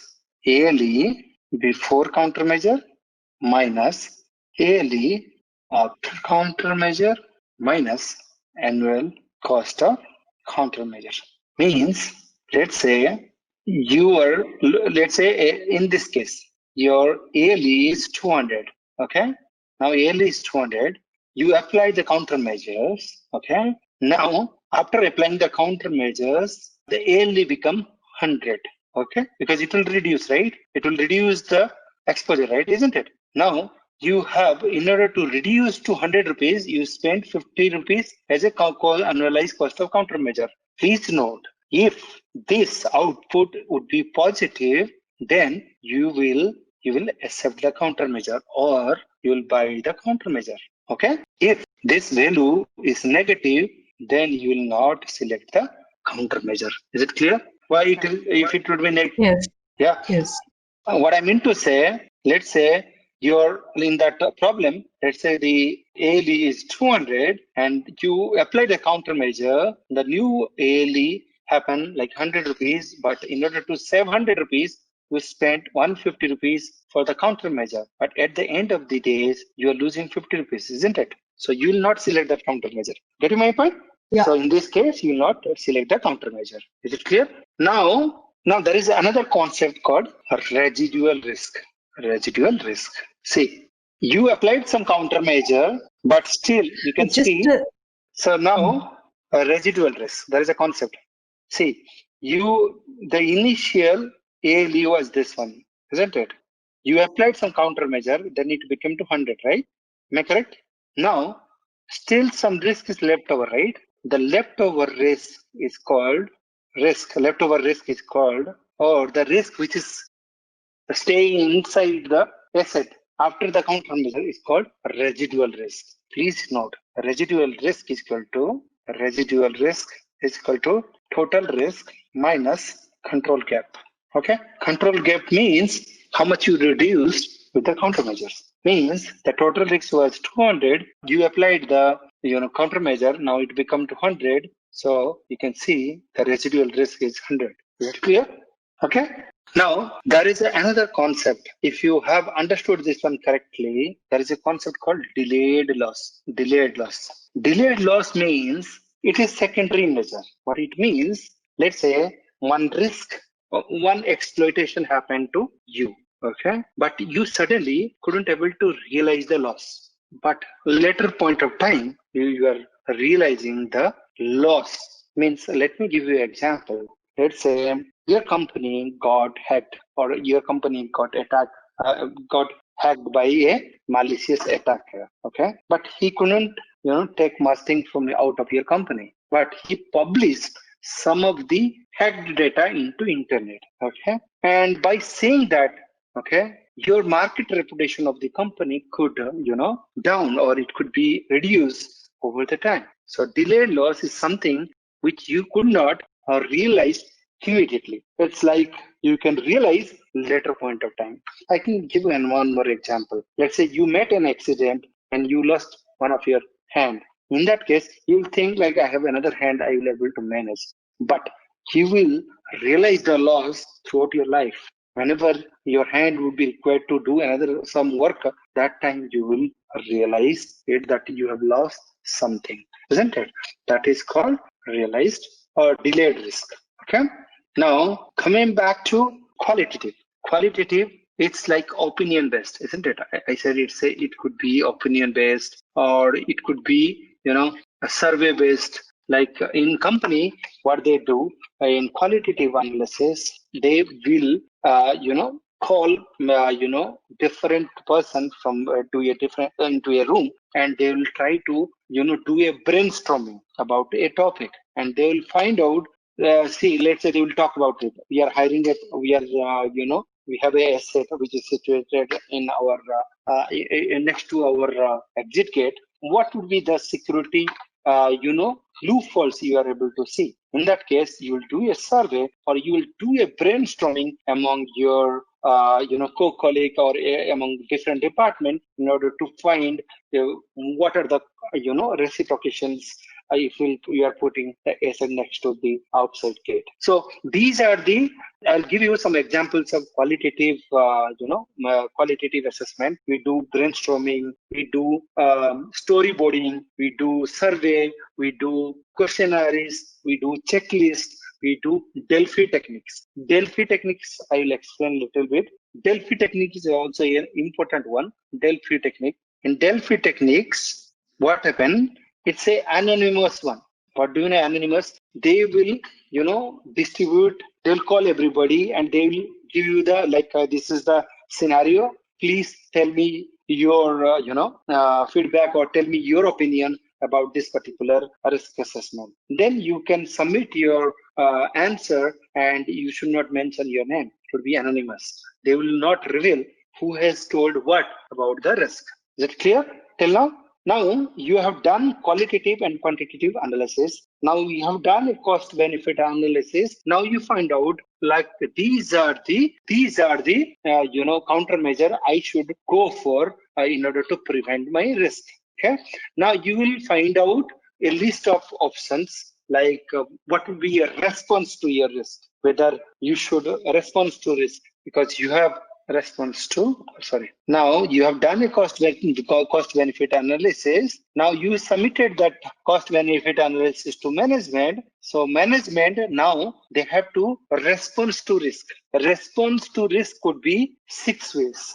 One is they can reduce or mitigate, they can assign or transfer, they can accept the risk, and they can deter the risk, they can avoid the risk, and they can reject the risk. These are the 6 options management can do that. Okay. Please note, management management should not reject any risk. If they will reject a risk, that means they are not doing the due care properly. Please note, there is no option or there is no room to reject the risk. Okay. Now, when I say reduce or mitigate, in that case, they will accept the countermeasure. They will buy some countermeasure and they will implement the countermeasure to reduce the risk into appropriate level. Now, when I say assign the risk, they might buy insurance. They might buy, they should, when I say assign the risk, they will transfer the risk to a third party through insurance. They can buy some, they should not do that particular thing in-house. They can, transfer that risk to a third party, and they will get it done that particular work by the third party. Now, accept the risk. Accept means when this value will come negative, all the countermeasure. If you see my screen, if you're seeing my screen, if you apply any countermeasure, still this value is coming negative. In that case, they will say, okay, we are not seeing any benefit out of the countermeasure, so let's accept the risk. Okay. Then third one is beta. They will, they will try to, avoid that particular. They will say, no, there is a risk is there. We should create a fear among others so that there should not be, happen this. Next one is avoid. When avoid, I say, let's say they want to do a single sign-on subscription in company. So they are doing a risk analysis. So after risk analysis, they have find out if we'll roll out the single sign-on in the company, there could be several other problems will arise in the company. So let's not do single sign-on. Let's stick to our original authentication procedure. Now, last one is reject. I have already explained. You can't reject any particular risk. Is it clear till now? Okay. Now you have selected the countermeasure. Okay. You have selected the countermeasure. Management has decided that I have to implement the countermeasure for this particular assets. Okay. When you select the countermeasure, you should implement the countermeasure in either one of these layers. This layer called administrative control. Okay. Now this is called logical/technical control. So after selecting the countermeasure, you can implement either here. When I say administrative control, let's say we have decided that we are doing a project, but we need to tell our employees, let's do some survey or let's do a training. So if they will, onboard a training process, they are implementing administrative control. Now, if they are doing any technical controls, like that particular project would not be known to many people, then they will apply some technical controls so that people will not able to know. Now, when they are doing any project, they want to implement a fence, they want to implement a barrier around the particular asset. In that case, they will do a physical control. Is it clear?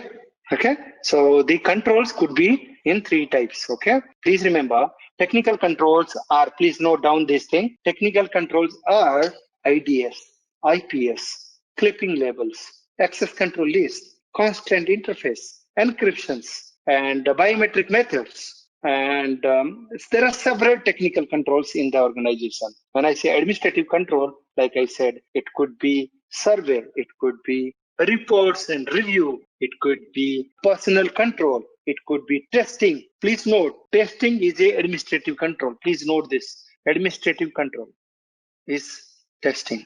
Okay, because always testing is done by the management, and when management is done anything, that would come into administrative control. Okay. But Deepyan, sorry, Yes. when you say testing, you mean the testing that the developers Testing in implement. anything. It Yeah, could be then anything. is it not a technical control? Because we are looking at it No. from a technical angle, right? Yes, but Ah, whose decision that we need to do a testing? it's part of the The project. management is. That way, if you No, see, it yeah. could be a part of project, but it is a administrative control in order to find out the fault in the technical, in order to find out the fault in the program, in order to find out the fault in the coding. So it's a administrative way of getting the errors. Okay. Please note, this is very important. Testing is administrative control. Okay. Personal control is administrative control. Work supervision is administrative control. Similarly, physical controls are like I said, fence, lights, cable protections, laptop locks, badges, swipe cards, dogs, like a dog, we have dog guards, right, around the office, video cameras, men traps, alarm. When I say video camera, it could be here. When I say video camera monitoring, it would be here, logical control, okay? Okay, is it clear? Yeah, so to my understanding, so these three level, one is involved resources. So if we involve resources, it's going to be administrative, and technology is part of infrastructure related. And then physical means that's basically just physical related security. So if we can Absolutely. based on, based on this category, it might be easier to understand. Okay. Now, there are certain type of controls we have. Okay. Control type. Please note. Control type. Next one. It could be deterrent. It could be preventive, detective.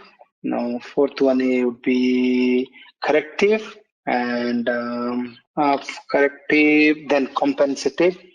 Okay. And that's it. And one more is there, I guess, a recovery control. And seventh one's directive.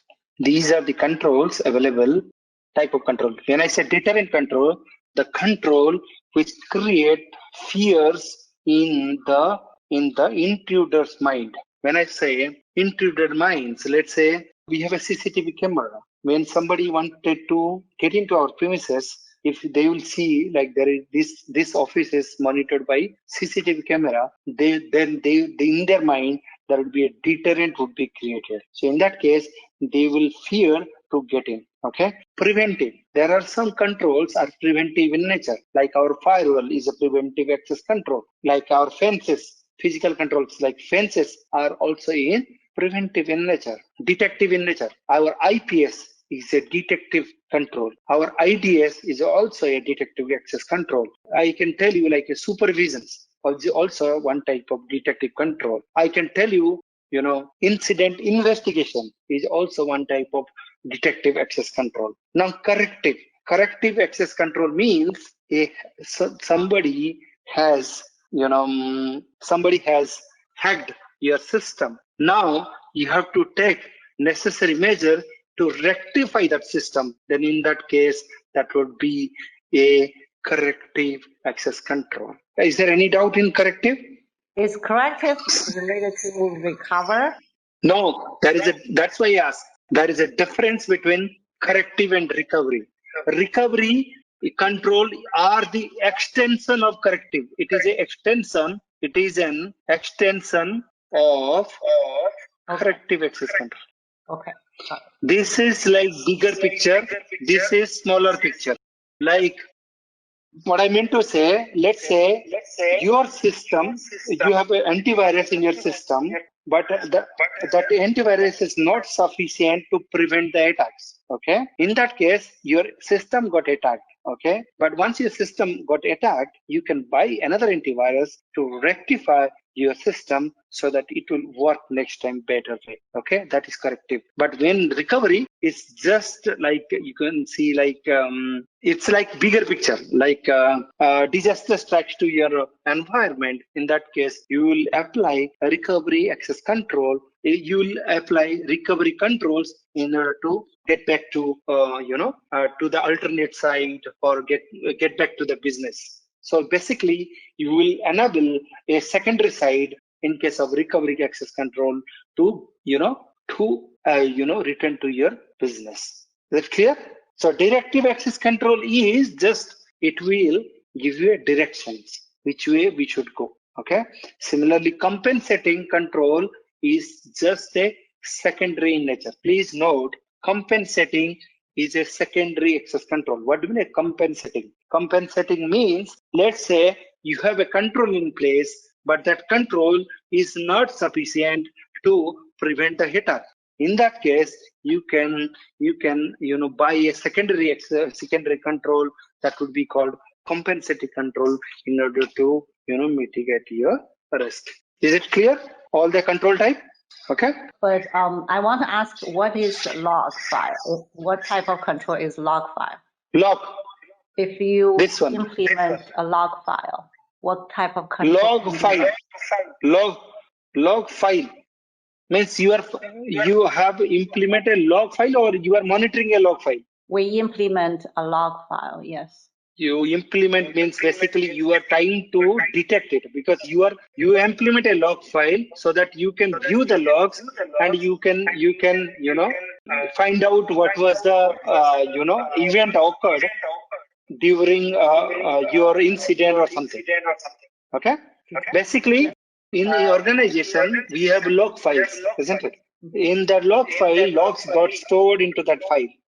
So if you want to refer what happened in the past, you can go to the log file, and it would act as a detective access control to find out what was happened previously. Okay. Now there is a concept called security control assessment. Please remember that this is very important concept. Please, if you couldn't understand, just let me know. SCA. Okay. It is like just a formal evaluation of your security mechanism against the baseline, whatever the baseline we have set, or whatever the expectation from the security control. So basically, it will do evaluations. It's kind of audit we should do. Okay, good. Now next one, we will go to BCP. Okay. Now I wanted to ask, what do you mean by BCP? You Business guys, continuity planning. that's absolutely correct. But what it means? Assuming Yeah. that your business is a critical one, yeah, and if Mm-hmm. you have Mm-hmm. to continue with your business further Mm-hmm. in the eventuality of a disaster occurring, yeah, then you need to Mm-hmm. have a business continuity plan in place, which helps you to handle that situation in a much more prepared manner. It helps you to recover from that kind of a situation. So that is Okay. how I look at BCP. Okay. Let me explain in a simpler way. You are absolutely correct. See, in an organization, we have service and function, business into different part, service and functions, right? We have service and we have different functions. So in normal process, what BCP does, whatever service and function running before disaster, during disaster, after disaster, there should not be any changes. What I mean to say, service and function, what it was running before the disaster, during the disaster, after the disaster, it should run smoothly. There should not be any interruption of the service and function in your organization. So BCP will ensure that during disaster, your business or service or your functions will not hamper. Is it clear? Okay. Now I'll explain you one concept of BCP. See, if you are seeing my screen, there is this element RPO, RTO, and WRT, right? This is an important point. So please note, RPO stands for recovery point objective, okay?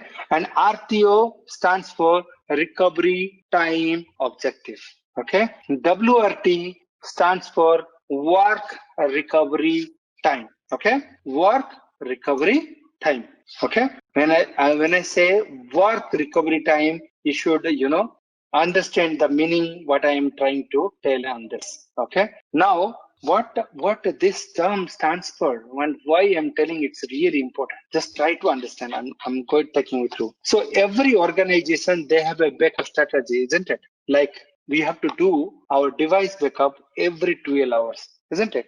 Let's say if you see the first line RPO, this one, I'm not able to write anything, but if you see the first line RPO, last backup, okay, this is the RPO, the lower one. Are you able to see this particular thing?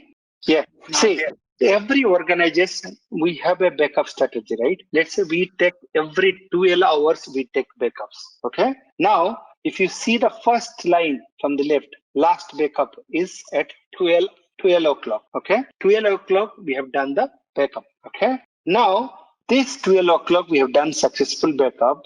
And if you see the arrow mark ends at, after 1 hour, isn't it? The arrow mark, and let's say the system unavailable at the top, if you can see that Okay, guys, give me a moment. Let me share from my computer as well, so I can modify something there, because this picture I'm not able to modify or something. Okay, let me draw up here quickly. See, because I need to show you. This is 12 o'clock, and this is every 12 hours I do backup in my device. I do backup for my asset in every 12 hours. Okay. Now, 12 o'clock, the backup happens. This is 1, 2, 3, 4, 5, like this. Okay. Now, in this time, disaster strike. Now, at 1 o'clock, disaster strike. If you see here, from 12 o'clock to 1 o'clock, I am not able to, the date, this particular data I'm losing, right? Isn't it? This particular data I'm losing. So basically, this particular data I'm losing, right? Means I'm not able to find the backup of data from 12 o'clock to 1 o'clock, because I don't have any backup, right? Isn't it? This particular thing is called a recovery point objective. Okay, recovery point objective. Now I have realized the disaster has striked here. Now till from this time to this time, I have started my recovery process. Means I will start to build up my system, because the disaster strike, my firewall is corrupted here. So I will take 2 hours to recover the system. When I said 2 hours, till this time, this is called recovery time objective. This recovery time objective, I have restored the system. Means my firewall is online, isn't it? Now, from this time to this time, I will take another 1 hour to recover my backup from 12 o'clock. Then this time is also a recovery time, isn't it? Please note this RTO plus WRT is always less than to maximum tolerable downtime, MTD. Sorry, MTD. Okay. Now let me explain what do you mean MTD. When I say MTD means until, let's say, a disaster strike to a business, MTD will tell you like up to this time, my company will able to survive. My business will able to survive. Once this time exceed, I will be not able to survive in my to do my business. Okay, that is called MTD. To declare the MTD, we need to do a, like I should define MTD. Let me give you an example. I have a call center. In call center, the MTD would be less than 1 minute, isn't it? If the maximum tolerable downtime would be more than 1 minute, then there would be a lot of call drops would happen. There would be so much of impact the company can bear, isn't it? The company would not bear, because the clients or the customer, they will impose so much of fine towards this SLA breach, isn't it? So MTD for the bank is very less, like few seconds, isn't it? That's why in order to meet the MTD, we have HA concept, and we do our backup strategy in such a way that the MTD or the recovery strategy we form in organization in such a way that it should always less than to the maximum tolerable downtime. So please remember, your RTO plus WRT is always less than 2 MTO. In otherwise, the company will not able to survive. Okay. Hope this concept is clear. Now I just open the Just slides. one point in line with the discussion, which Yulia also pointed, is defining the RPO, my recovery point objective, from where I start recovering. Yeah, that becomes very crucial when we are defining MTD, right, Dipyan?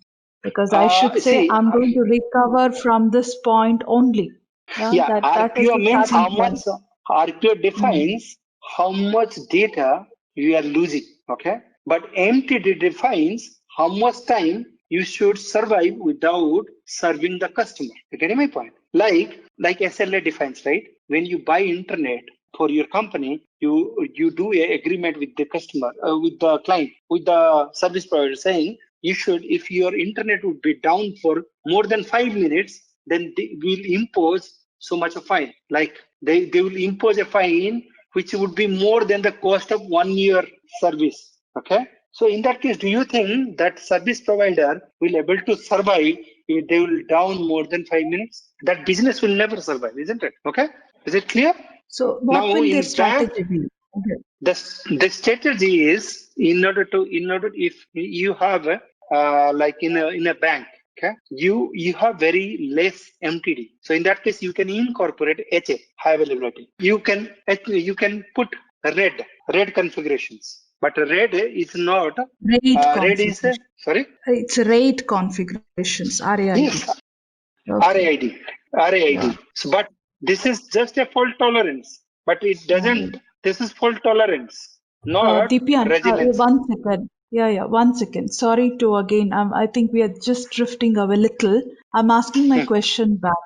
For me to define my MTD, yeah, if you look at the diagram that you were explaining, my Yes, RPO has to be very clearly understood and agreed upon. I will yes, not of be able course. to recover this part of the data. That's the standing point there.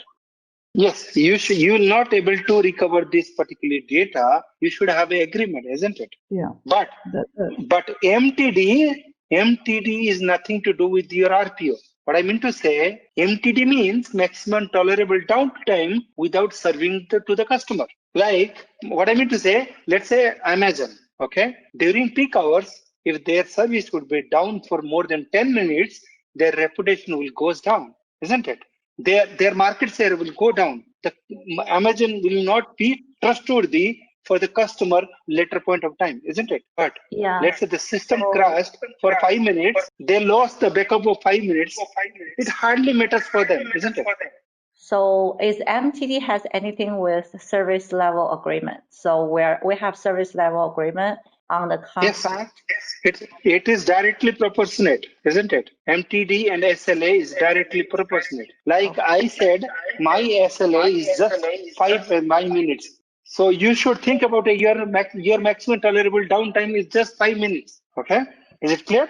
Now, if you have understood correctly, let me go back to the BCP topic again. When I say BCP, I'll draw up the whatever I said the definition of BCP. See, this is before business has service and functions. See, during disaster, business, service, and functions. Sorry, I'm not able to do proper drawing due to this pen. After this is business, service, and function. What I mean to say, BCP will ensure that business continuity before, during, and after disaster strike would remain smooth. There would be no change. That they will make sure. Okay. Now there is another concept called disaster recovery planning. What is disaster recovery planning? What is the objective of disaster recovery planning? So let's say the disaster strikes here. Okay. This disaster recovery team will ensure, let's say this primary site got corrupted or the primary site got destroyed. This disaster recovery planning will kick in and they will move this particular business into standby site, and they will try to restore the service and function so that it will work as smooth it was before the disaster kick in. Is it clear? As per CISSP IC square, BCP process has 4 main steps. Please note: project scope and planning, business impact assessment, continuity planning, and approval and implementation. Let me write it down. I think that Santi also said yesterday I should write. As per IC square, there are 4 pages: project, scope and planning, business impact assessment. Please note this is very important. BIA, continuity planning, and last one is approval and implementations. Okay, these are the 4 main steps as per the BCP process. Now, when I say project scope and planning, what it means? It means we have to find out what would be the scope in BCP process.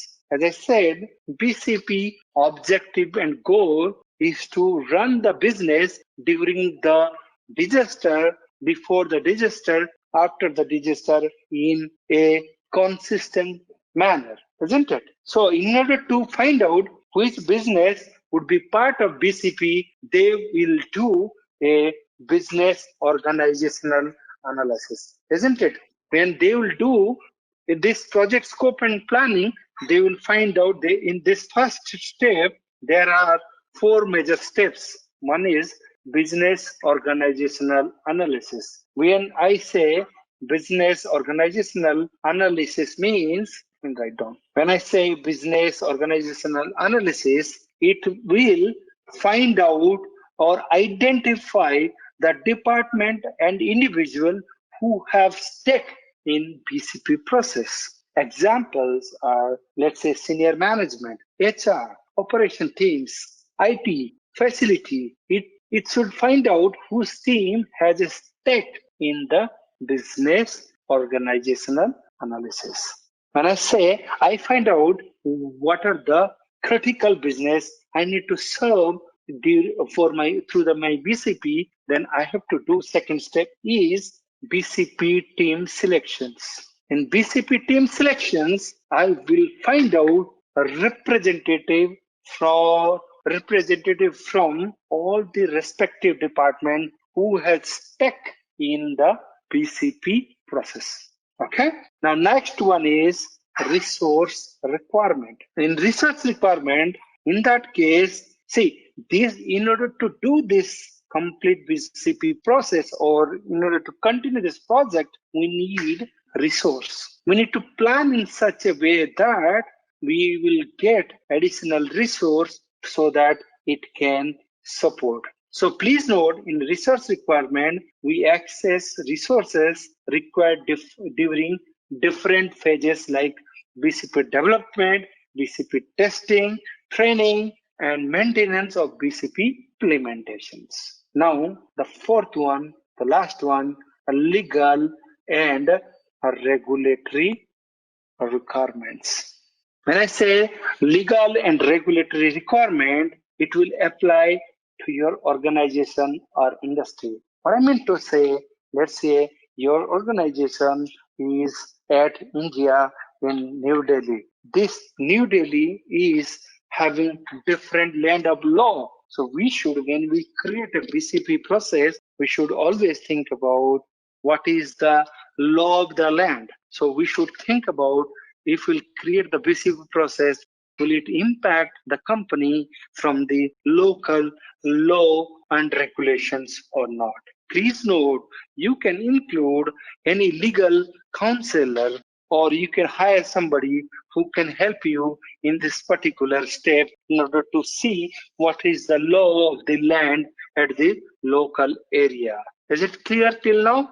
It's completely theory. Like there is nothing we can, explain you because generally what he's trying to say, if you want to do in business or project scope and planning, like whenever any project you kick in the organization, we first define the scope, right? Isn't it? We define the scope, then we do the planning how we can address the scope. So like this, in this PCP also we are finding out which are the department which need to be served by BCP team. Then we are forming a BCP team. Then we are finding the resources for the BCP team.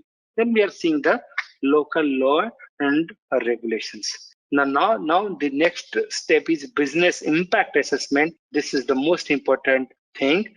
Here I understood, I already explained. In this particular step, we will think about MTD. Okay, I'll explain you in detail. Okay, BIA identifies the resource that are critical to the organization for ongoing viability and the threat posed to the resource. What I mean to say, it will identify what are the critical business in the organization and what if these are the critical business for the organization, then what are the threat posed by that particular to that particular business elements. Okay, it also assesses the likelihood that each threat will actually occur and impact the occurrence will have to the business. So basic objective of BIA is to find out the resource which is critical to the organization from the threat point of view. Okay. Like in this BIA, it will find out these are the critical business entities, and this critical business entity has posed what are the threats. Okay. So BIA can be done in two ways. If you are talking about find out the likelihood of each threat will exploit or impact your business, you need to find out in two ways. Same, quantitative and qualitative. Same way, we need to find out like formulas, whatever formula we have used for SLE and ALE, and here it would be like, you will find out the opinions or you will find out you will find out through Delphi technique, you will find out some type of output. Okay, so BIA involves the following things. Please note, it identifies the priorities, right? It will identify the business which is very important for the company. Okay, so when you want to identify the business which is critical for your organization, you will think about asset value. By seeing the asset value, you can identify, you can prioritize which is critical asset for the organization, isn't it? Now, second, it will try to find MTD, maximum tolerable downtime, the maximum length of time a business function can be inoperable without causing irreparable harm to the business.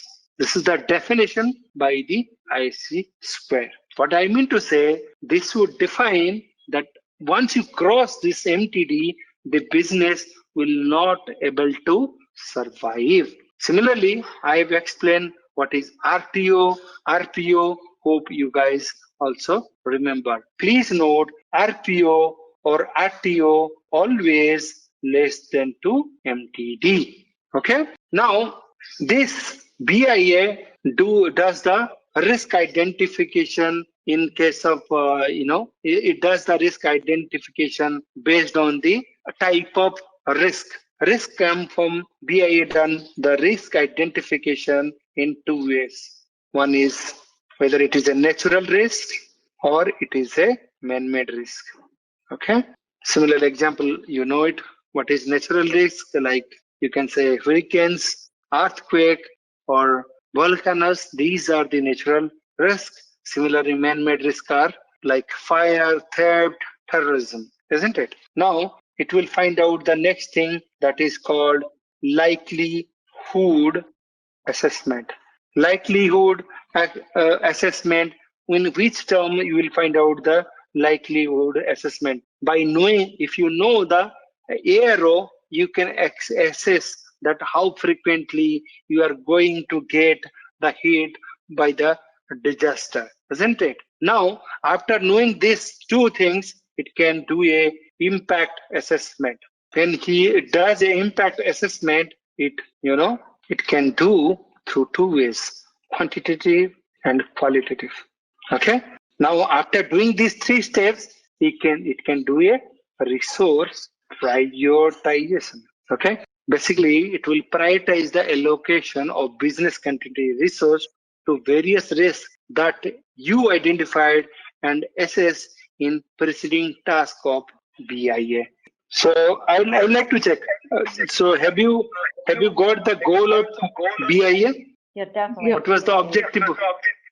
Yeah, it's important. But what I don't understand is why we do scope first, BIA later. I thought BIA and scope should do it together, or at least. No, as per the ICSP, if you see, these are the steps.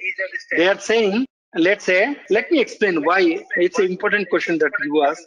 Let's say I have identified there are 100 projects in the organization. Out of 100 projects, only 10 projects are having tech in BCP process. Okay. Now out of 10, I have to find out which resource or which business is critical for my BCP process. In order to find out which business is critical for me, I have to do a business impact assessment. Is it clear? Right. Okay. Yeah. Now, because if business impact, when you do business impact assessment, you will decide what is in the scope, what is not in the scope, right? So, for example, in business impact assessment, we are not doing what is in scope or what is not. We are doing it in project scope and planning. We are just finding out which business are having stake in our business process. Okay. Now, see, let me explain you in simpler way. Let's say in our organization, we have 500 different projects. Okay. Out of 500 different projects, we have decided only 50 projects has to be in BCP process. Okay. Now I have to find out. I can't give equal level of BCP, focus. I should not give. I will not able to give equal focus to 50 business, right? So in order to find out which business I should give more focus, I have to do a business. I have to do a business impact assessment in order to do the prioritization of my business. Dipian, Yeah. taking your same example, which you said, out of 500, you're focusing on the top 50, which is your Yeah. scope. No. Yeah, but Yeah. you would have Yes. arrived at that number 50 based on the impact that this 50 is going to have on my organization. No.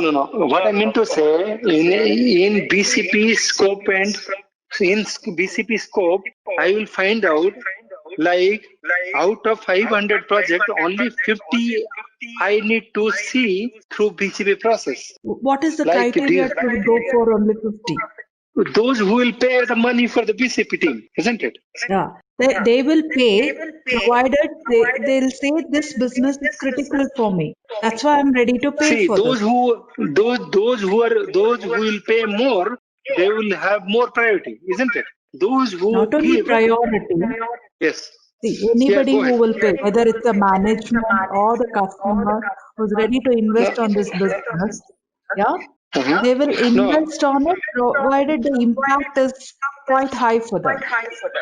it's getting echo, so I'm not able to explain.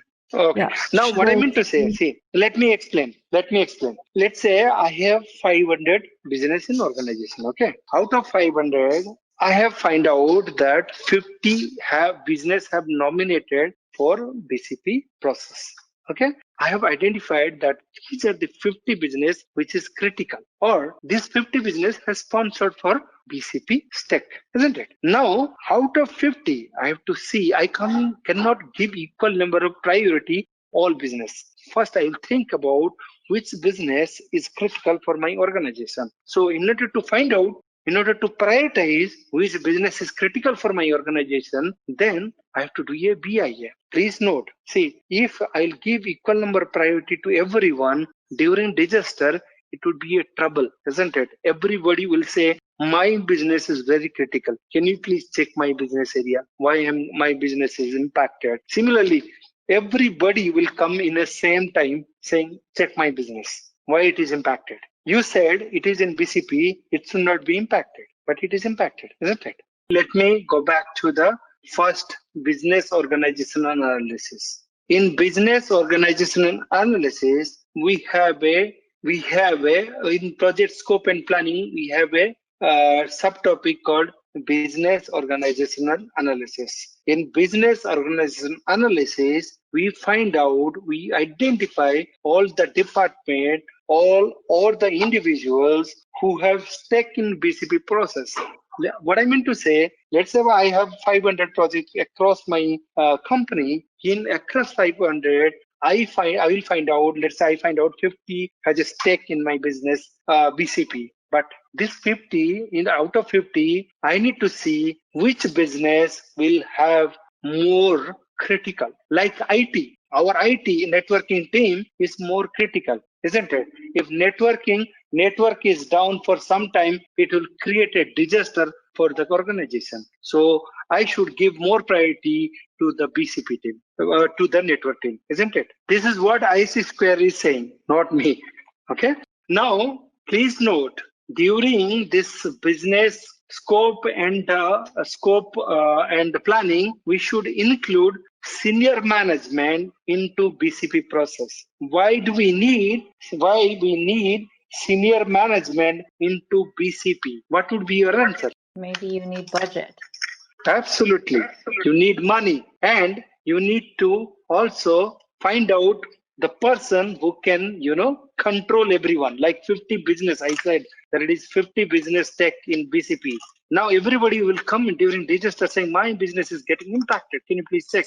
Okay. So in that case, if they will see a senior management is present in BCP team, they will properly behave towards BCP team, isn't it? Okay, guys. Now, the third one, continuity planning. What do you mean continuity planning? If you see, so continuity planning means they will develop the strategy how the BCP can continue, can run. Okay, so there are several phases into the continuity planning. In continuity planning, it focuses on developing and implementing continuity strategy to minimize the impact realized risk during that BIA process. Okay. Now there are several, business continuity strategy we apply in our company. Number one, strategy development. Then second one is provisioning and processes. Third one is plan approval. Fourth one is plan implementation. Fifth one is training and education. Let me take you quickly this one. Okay. When I say strategy development, this phase bridges the gap between BIA and continuity planning phase of the BCP development. The BCP team must now prioritize the list of concerns raised by the quantitative and qualitative, because we have done the BI. In BIA, we have done quantitative and qualitative analysis. We have identified which resource are prioritized resource for us. So we'll develop a strategy in order to in order to bridge the gap, whatever we have identified during the BIA process. Now, second one is provisioning and process. When I say provisioning and process, I am talking about three things: people and building/facilities, and third one is infrastructure. When I'm talking about people, please note, people are the most important or most valuable asset for the organization. If a disaster strike, the people should be moved out should be taken out from the company at most, at the first stage. After the people, once you make sure that people are secure, they're out from the organization, then you should think about your facility. You should think about your different devices or assets. Okay, then you should think about your infrastructure. Okay, now third one is plan approval. When I say plan approval, your BCP should be approved or endorsed by the top level management. Okay, what I mean to say, there should be a clear directives from the top management, or there should be a clear approval for the BCP in order to continue. Okay, now next one is plan implementation. The BCP team should get together and develop an implementation schedule that utilize the resource dedicated to the program to achieve the state process and a provisioning goal in a prompt a manner as possible given the scope of the modification and organization climate. Okay. Now, training and education. Training and education means everyone in the organization should receive at least a plan overview of briefing. Means they should get a training about BCP. Like if you remember, every organization, they conduct fire drills. They conduct, some type of, rapid, testing process. They will make sure that everybody is responding well to the disaster. Okay. Now, next one, the last one is BCP documentations. So documentations is very important in BCP. You should document, otherwise it is, it is not worthy to have BCP process in the organization. So if you document the BCP process, it ensures that BCP personnel have a written continuity document to reference in the event of any emergency. What it means to say, you should have a written step-by-step procedure or any historical BCP records which will suggest you like let's say I'll give you an example.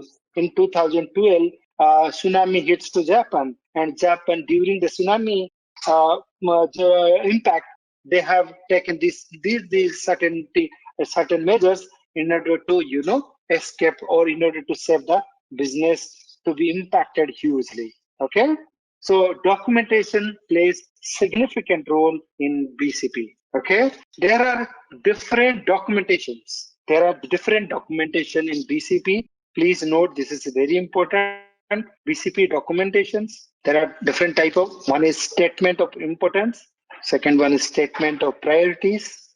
Third one is statement of organizational responsibility.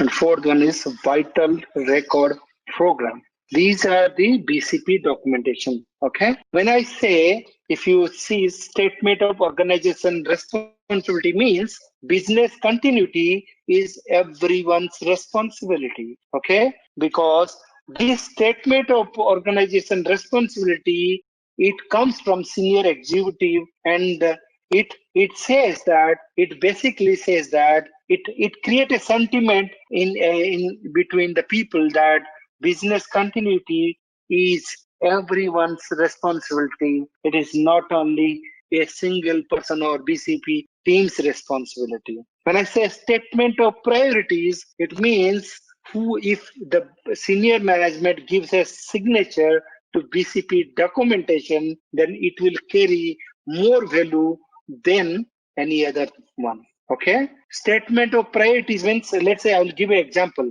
You create a BCP documentation and it has a sign of your manager. Whoever under that manager, they might follow that. And those who are not under that manager, they might not follow that. So in order to make it prioritize a document, it has to have a signature from the top management so that everybody will follow that particular documentations. Okay.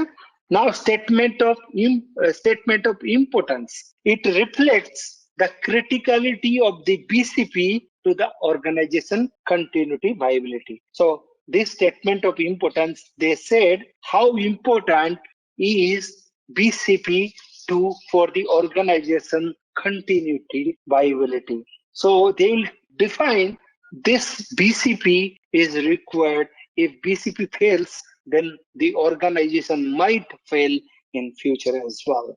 Now, last one is vital record programming. Vital record programming means this is a documentation that should outline a vital record program for the organization. This document states where critical business record will be stored and procures for making and storing backup copies of the records. Basically, this will tell where we should store our vital record or the necessary important record in a BCP in our organization. Is it clear? We have completed the BCP with this. Yeah, this is just like a theory. You can write like what say importance. Like I said, right? It is like statement of organization responsibility. You can write in such a way like business BCP is everybody's responsibility, not a single person responsibility. When I say statement of importance, it will define how business continuity is very vital for the organization. When I say statement of priorities, when somebody from the senior management, they sign the BCP documentation, it carries a lot of values, isn't it? Like this, you should, when I say vital record program, you should think about where we should store our BCP documentation in the organization. Is it clear? Threat modeling. What do you mean threat? It's a kind of a risk, right? It's a weakness No, that is there in the solution. it's not a risk. threat is a potential intruder, isn't it? Threat could be man-made or natural, isn't it? Threat result risk when it exploit the vulnerability and it create a exposure, isn't it? So what do you mean threat modeling? Threat modeling generally it means, let's say you are developing a software.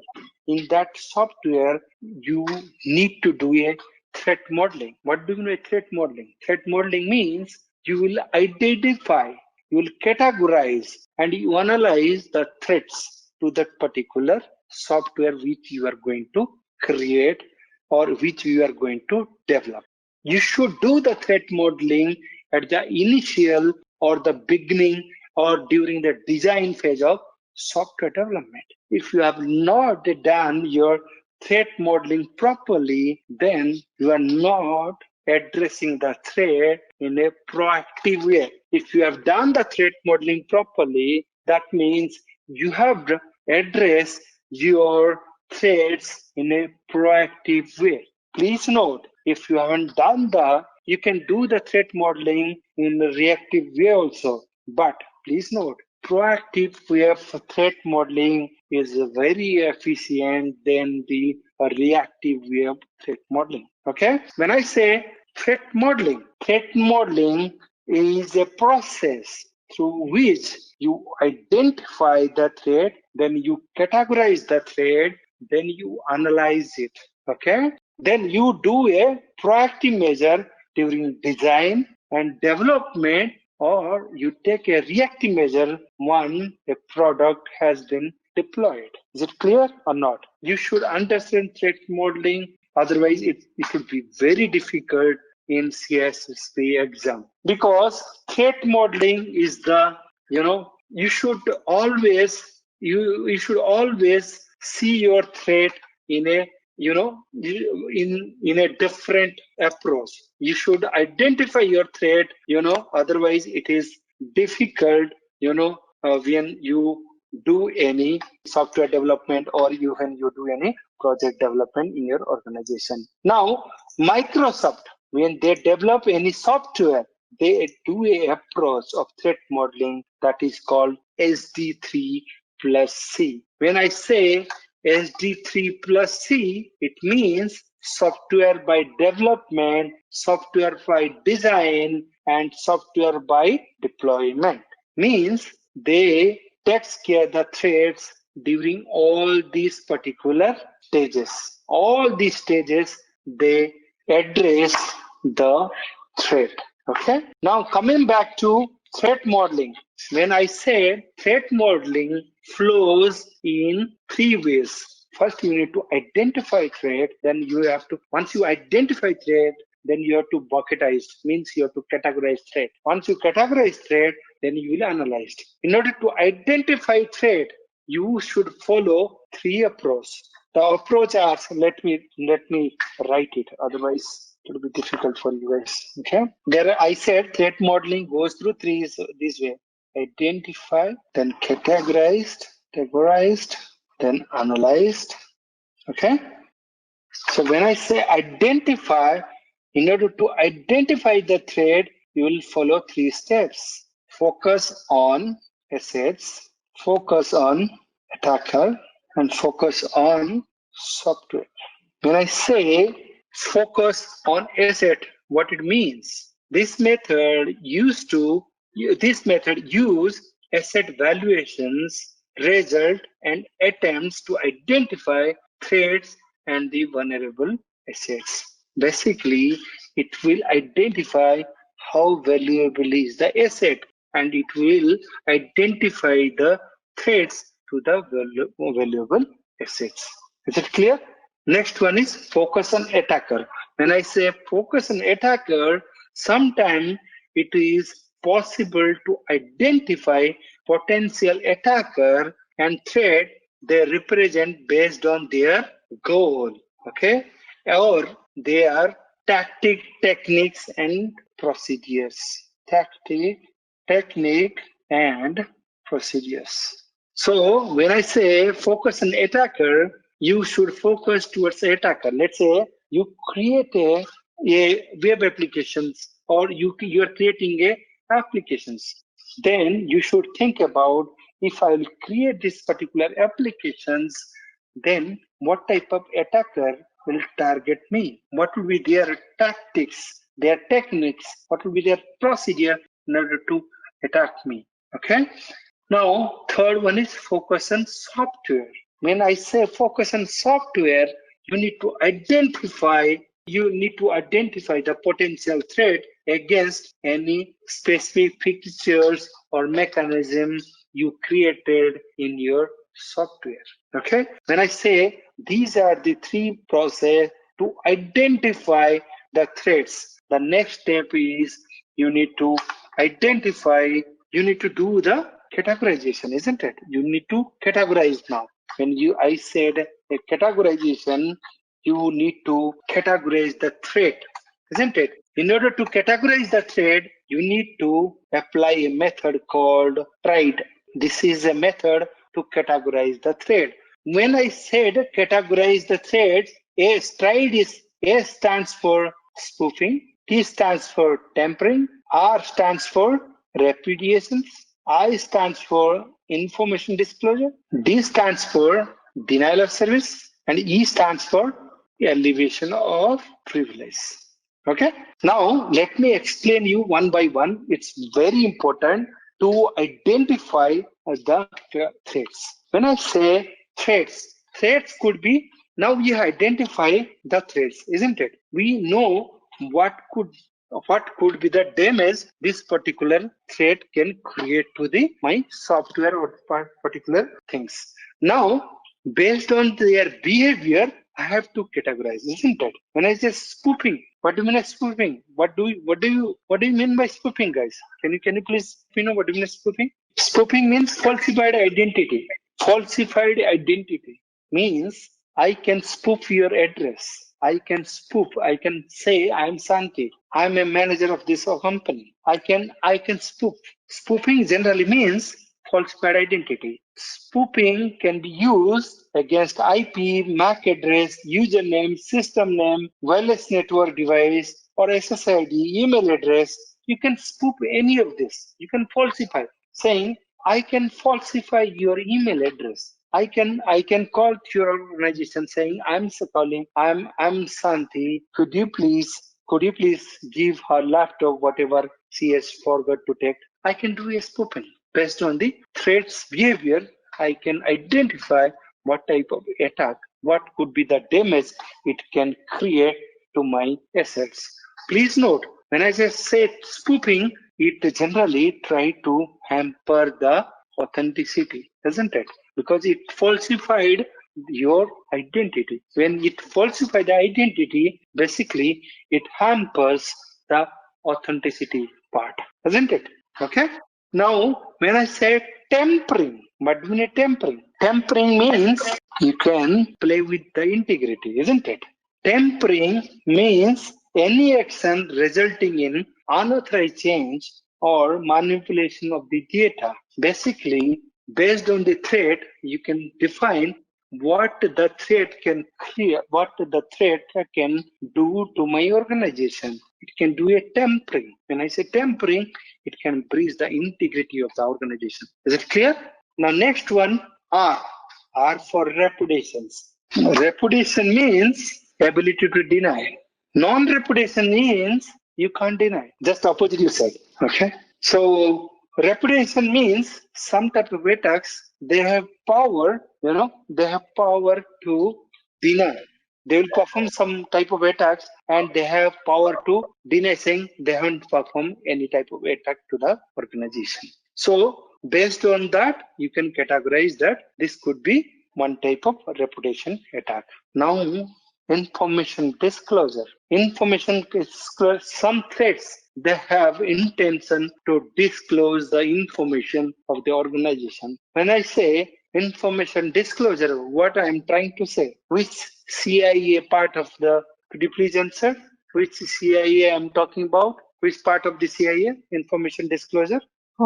Julius and Confidentiality. Confidentiality. absolutely. Yes, true. Absolutely. So next one is denial of service, DOS attack. if I'm saying denial of service, which part of the, CI8 targets? Availability. Absolutely. So based on the threat action, you can categorize those threat targets for denial of service. You can categorize one type of. Now the next one is elevation of privilege. The most important thing. When I say elevation of privilege, means they will play with the authorizations. Means I have given Santi as a read-only access to the particular system. Now she will figure it out how to upgrade her access to root. That is called elevation of privilege. Is it clear? Elevation of privilege is nothing but, it will try to upgrade their access from, lower level to higher level. Is it clear? Give me a quick thumbs up if you have understood stride. Okay. Yeah. Now we have identified the thread. Now we have categorized the thread, isn't it? Now what will be the next step? We have to analyze the thread. When you will analyze the thread, what you should do in your organization? When you want to analyze your thread, you will do what you will do. Try to think. You will diagram. You will determine and diagram. You will diagram through which particular way the thread can come inside the organization, isn't it? So basically, you will draw a flow chart. You will find out which way the thread can come my organization. See, these are the threads we have. Let me give you an example. I'm developing a software.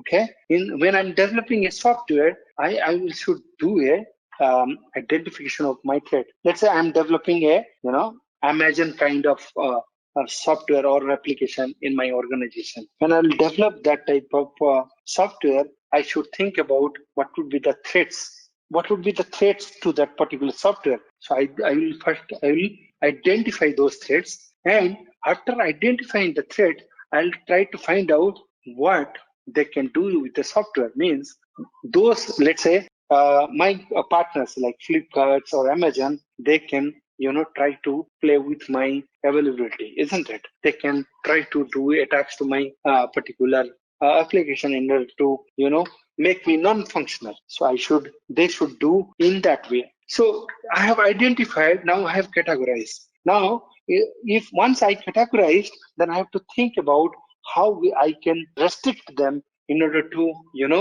attack me. That is called potential diagramming or potential determining of my threats. Okay. When I do a diagramming, basically I'm trying to find out what would be the flow of the particular attack. What would be the input points for the particular attack? What would be the or trust boundaries of my application? These things I will try to find out through the reduction analysis. Now, I have find out what are the reduction analysis. I have find out how they can come into my organization.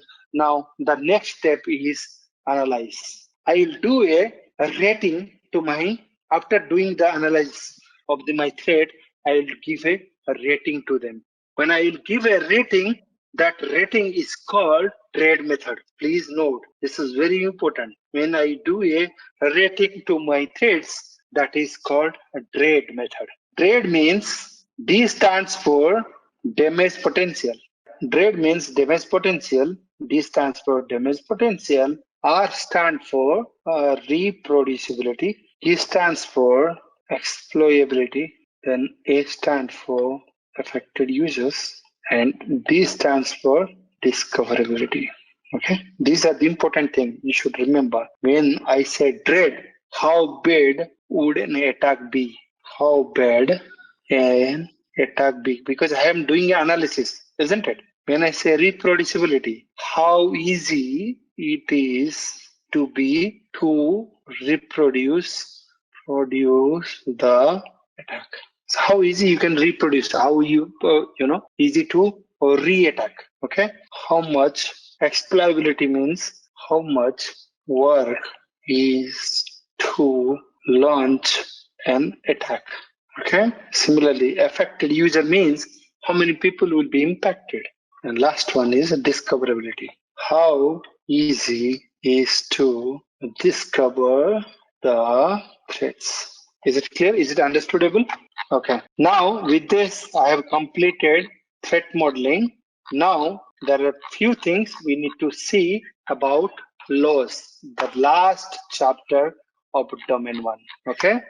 Let's start laws. What do you mean laws? Let me tell you what do you mean laws. Laws will bind us to the rules and regulations, isn't it? Law will bind us to rules and regulations. Without law, do you think you will follow the rule and regulation? No. Generally, there are three standards laws in any country if you go.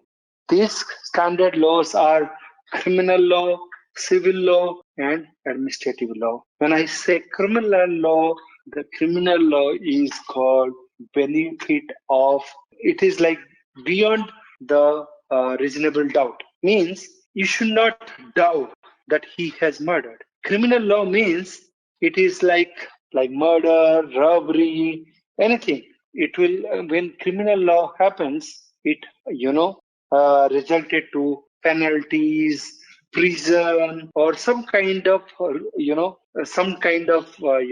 long-term prisons or something happens during the, if you have done any criminal law. Similarly, civil law. Civil law forms like, it's like civil law actually, it happens between two, it happens between, if some dispute happen between you and your company, it will come under civil law. Real estate transactions and employment matters, these things comes under civil law as well, isn't it? Now, third one is administrative law. Law and legal principle created by administrative agency to address number of areas including international trade, manufacturing, environments, and immigration. Those things are coming under administrative laws. These are the standard laws we have in generally in the any country if you go. But we have computer laws as well. Computer laws are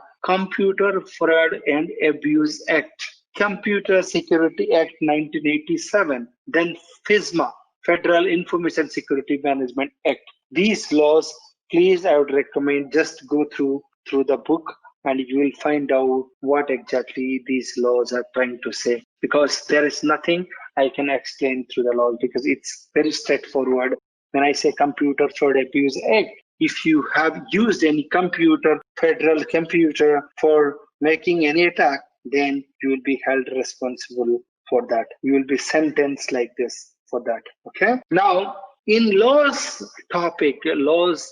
particular domain, there is an interesting concept called intellectual property. What do you mean intellectual property, guys? Something belongs to a company related to their domain knowledge. Intellectual property means it is your inventions. It is your creation of mind, isn't it? It is a literature. It is some type of design you created, some type of innovation you created. Like McDonald's, they have a special burger. They prepare specially, right? Their sauces are so unique, isn't it? That is their intellectual property. You can protect your intellectual property by copyrights, by trademarks, by patents, by trade secret.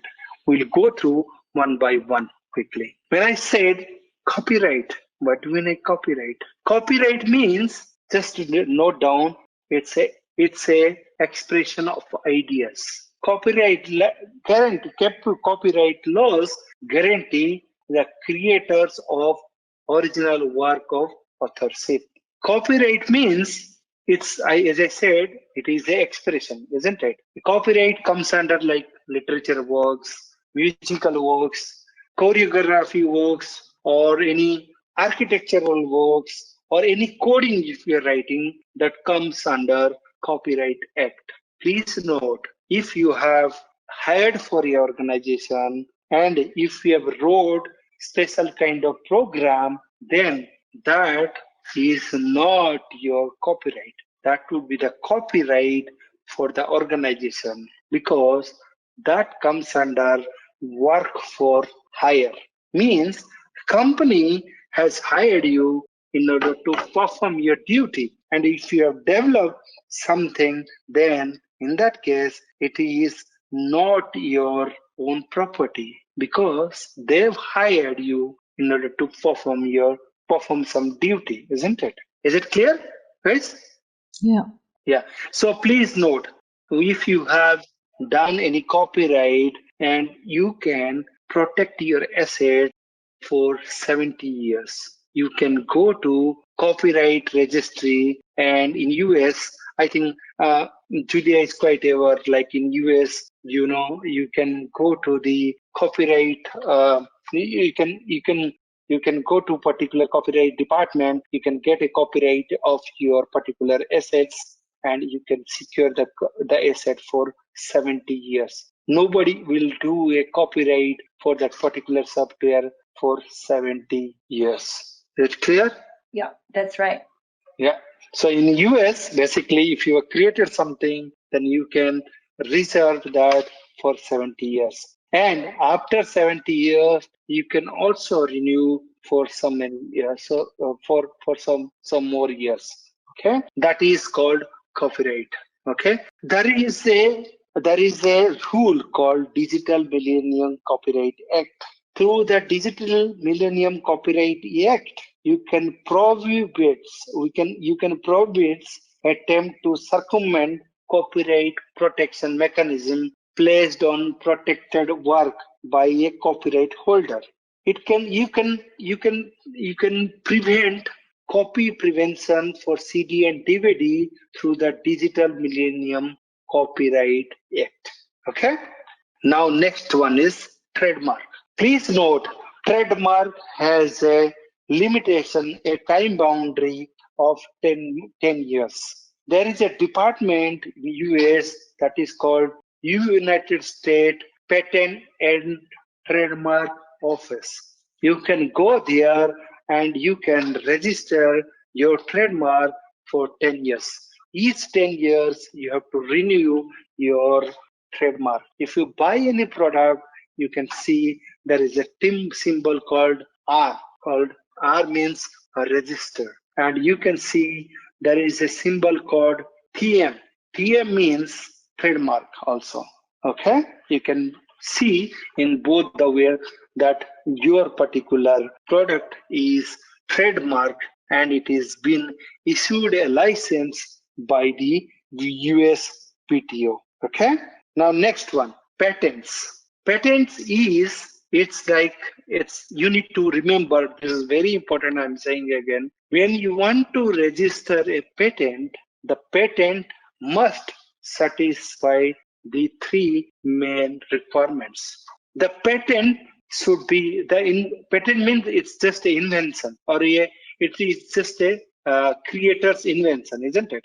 When you want to register a patent, it must be new, it must be useful, it must be obvious. Please note, these are the three important factors in order to register a patent to USPTO. The patent should be, or the invention must be new, the invention must be useful, the invention must be obvious. Is it clear?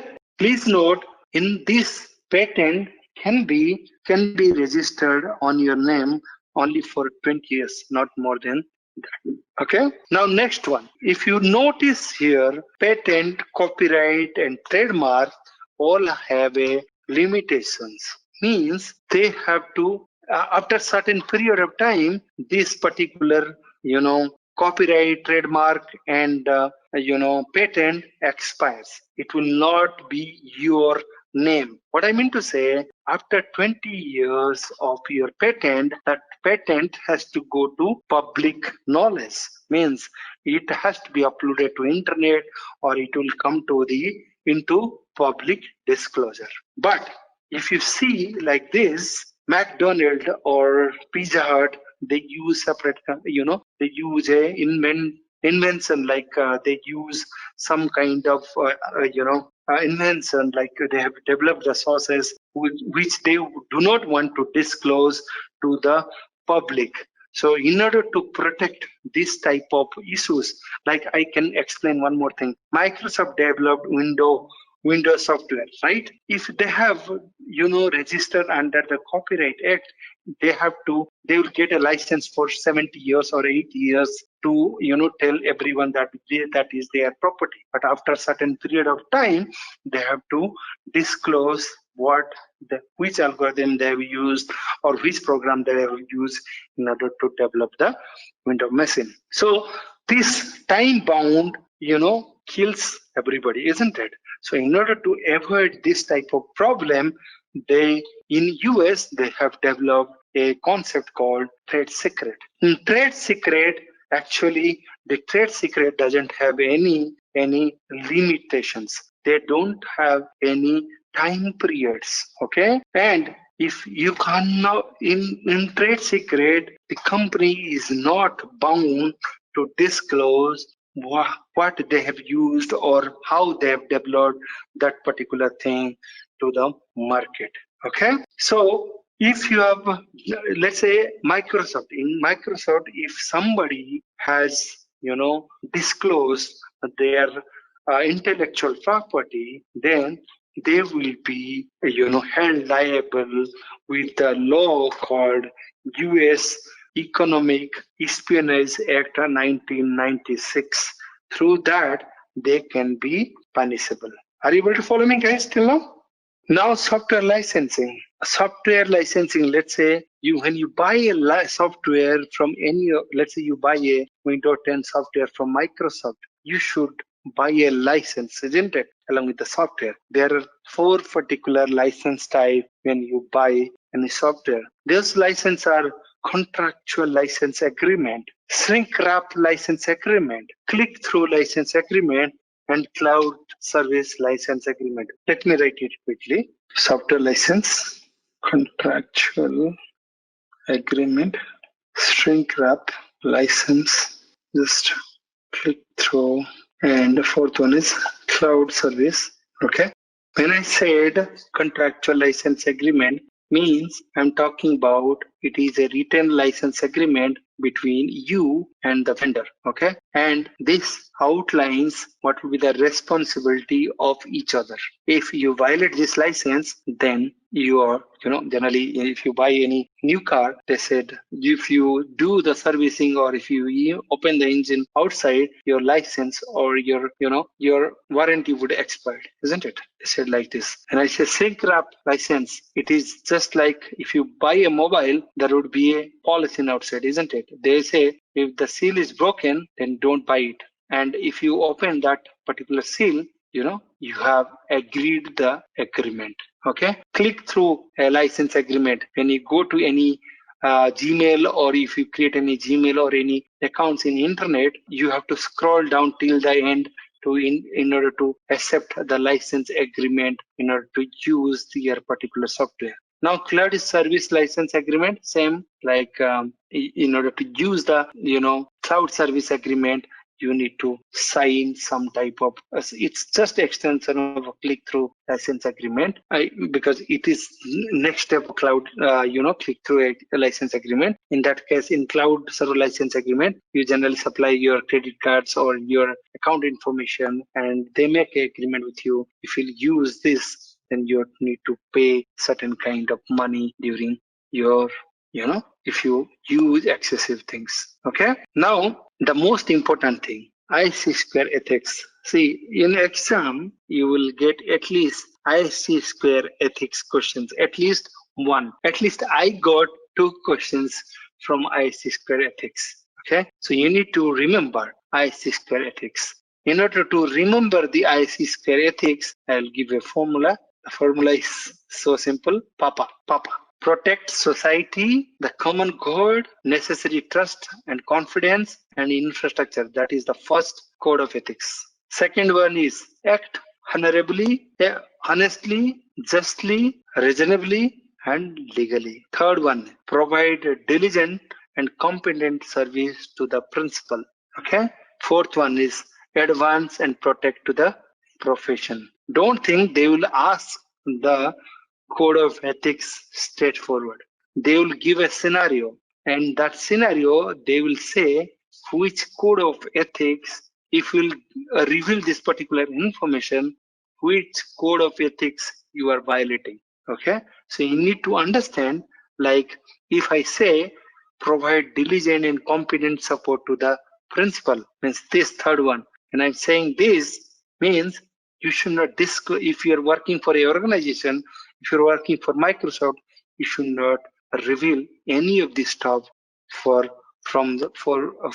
Microsoft. You should not reveal any information about your principals. Now, when I say advanced protect to the professions, that means you should support. You should, let's say you and me are CISSP certified. So let's say I'm doing something wrong. In that case, you can report to the ICSP saying he's doing something wrong. Now I'm saying protect society, common good, necessary public trust and confidence. You can say it to the public. You can do some kind of social work in order to protect the society. You should share, like you can give some tactics or methods how to protect the spoofing attack, how you can prevent social engineering attack. You can tell and you can ask the people not to fall into social engineering attack. Like this, you should remember code of ethics. It is very, very important. But there are two code of ethics preambles also. Please note, there are 4 code of ethics and 2 ethics preamble. There are 2 preambles. The 2 preambles are, first one is the safety and welfare of society and common good, duty to our principal and each other, request that we adhere and be seen to adhere to high ethical standards of behavior. That is the first preamble. Second one is, therefore, strict adherence to the code is condition of certifications. Okay? I think I have done almost all the topic. Now, what is domain 2? Domain 2 is all about your asset security. What do you mean asset? Asset means which have value to the organization. Okay? Asset could be tangible and intangible. When I say asset could be tangible and intangible, that means when I say tangible, you can look and feel of that particular asset. When I say intangible asset, that means you will not able to feel the assets. When I say intangible assets, I can give you example like our real data is an intangible data. Okay. Now, how the data life cycle, how the data got created in organization, what are the life cycle of data, this domain will talk about this particular data life cycle. Okay, then we will talk about roles and responsibility in the organization. Then we will talk about retention policy, how we can configure retention policy in the organization.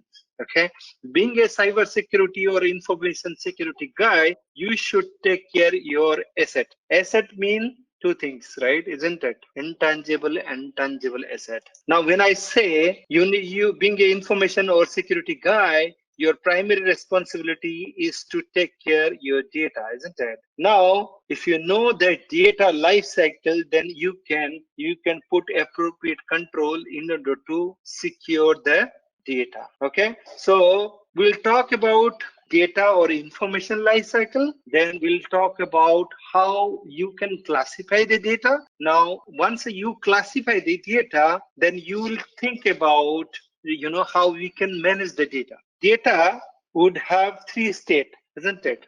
I said data has 3 states, means data can be stay in 3 ways, or data has 3 definite states: data in storage, data in motion, and data in use. Okay, so we need to, if you are seeing the asset security for perspective, you need to think how you can secure the data along the 3 definite states of the data.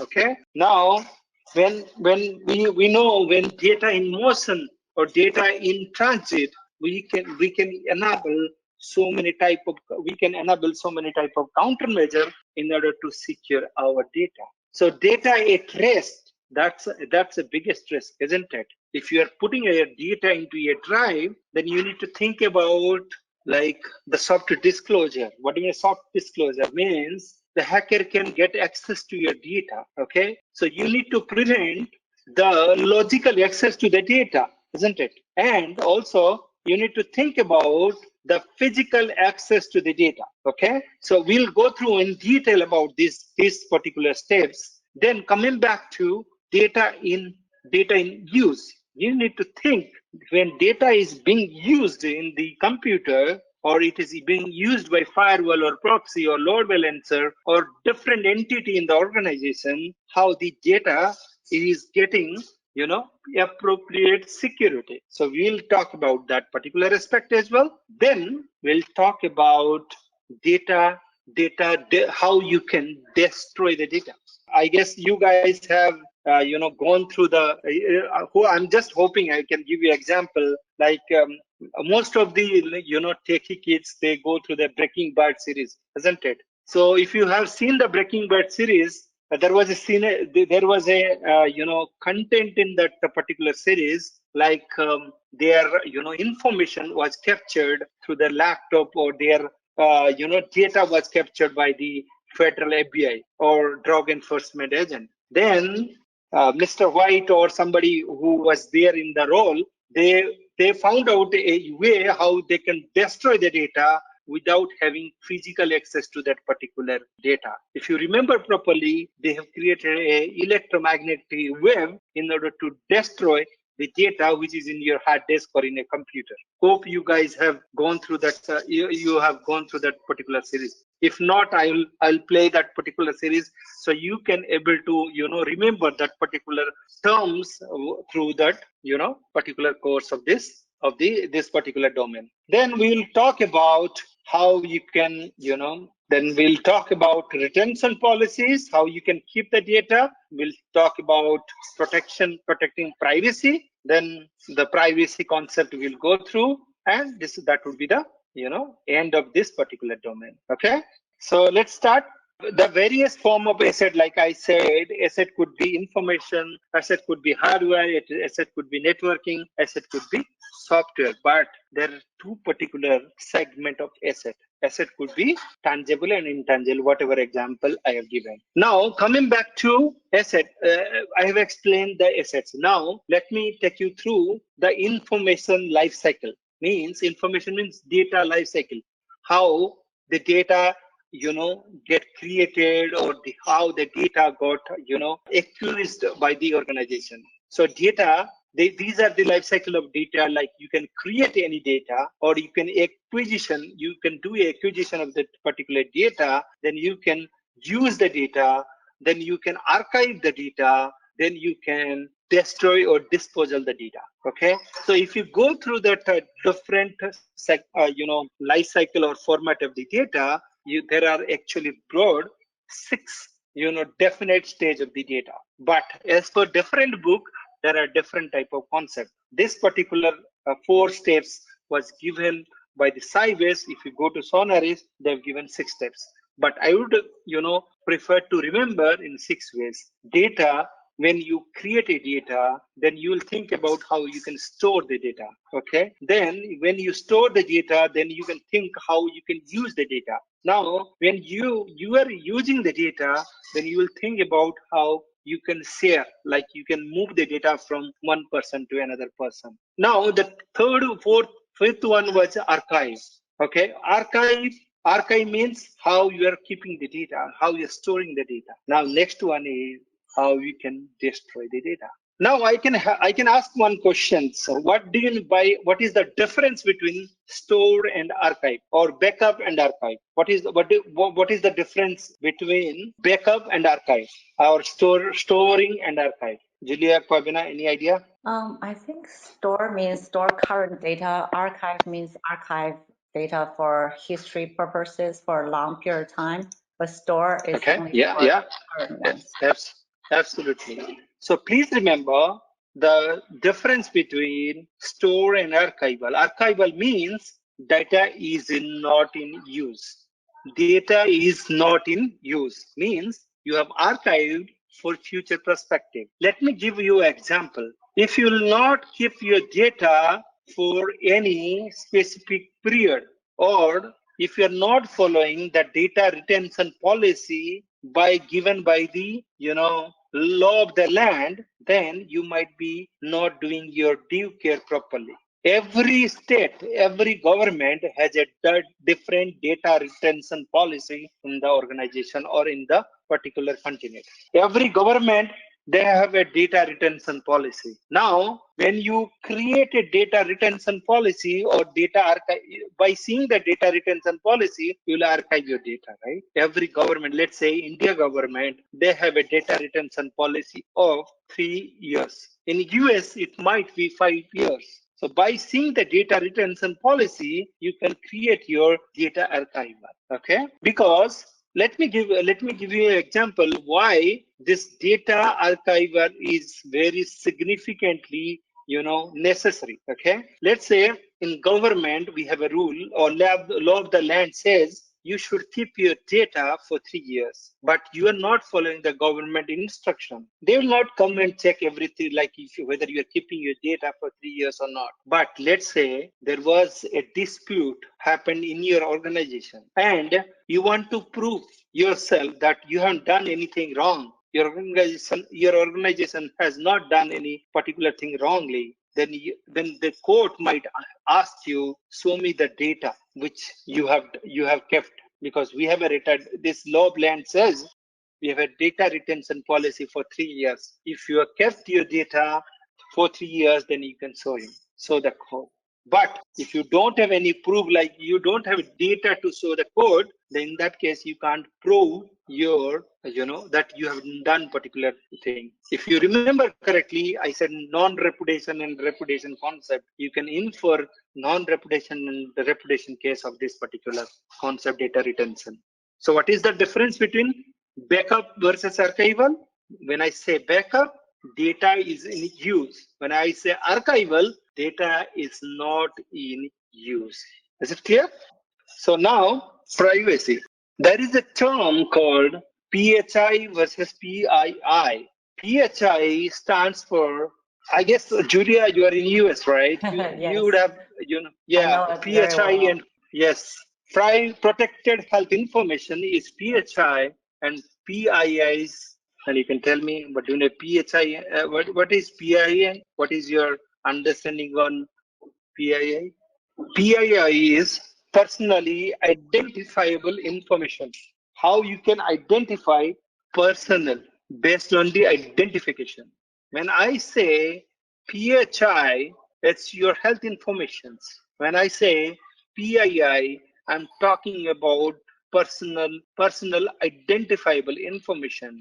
When I say PHI, it's all about your health informations, like your insurance, you have diabetes, or if you have any healthcare issue, then you can particularly that information will come under PHI. But when I say PII, you can infer like your MAC address could be your personal identifiable information. Your name could be your identifiable information. Your address could be identifiable information. Your bank username could be a personal identifiable information. Or you can say, like, there are different example of PII. If you go there through this slide, there is a distinct slide we have created here, the difference between PHI and PII.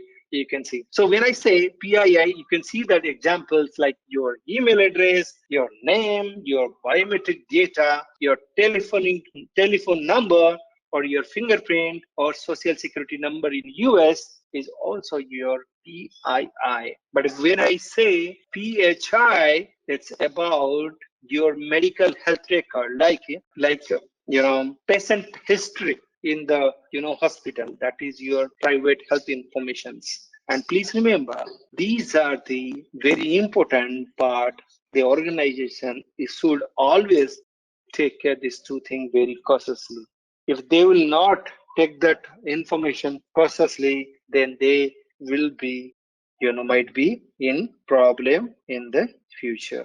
Now, when I say if the organization is not doing PHI and PII properly, that means what exactly they are not doing. Is it due care or due diligence? What I mean to say, let's say the organization, for organization, PHI and PII are having so much of value, isn't it? If they're not able to secure the PHI and PII data properly, then what exactly they are missing? Is they are missing due care or due diligence? For securing the PHI and PII, is it due care or due diligence?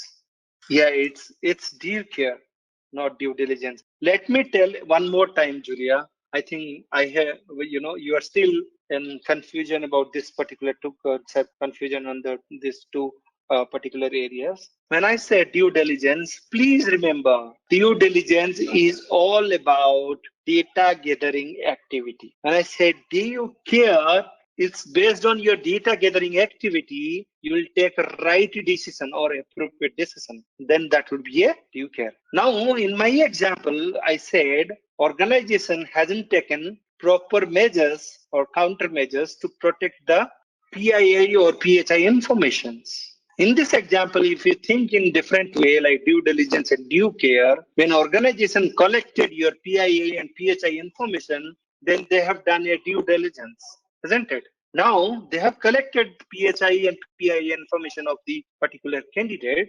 Now they have to think about how they can secure it, isn't it? If they are not able to do the security properly, they are missing due care. They are not taking appropriate measures. That's why they are failing on taking the due care properly. Is it clear? Or let me give you one more example about due care and due diligence. Collecting logs from different source in order to take a right decision is a due care or due diligence. I think that's due diligence. Collecting logs is a due diligence activity. But my other part of question is collecting log and taking right decision. That's due care. Then it would be a due care. Yes.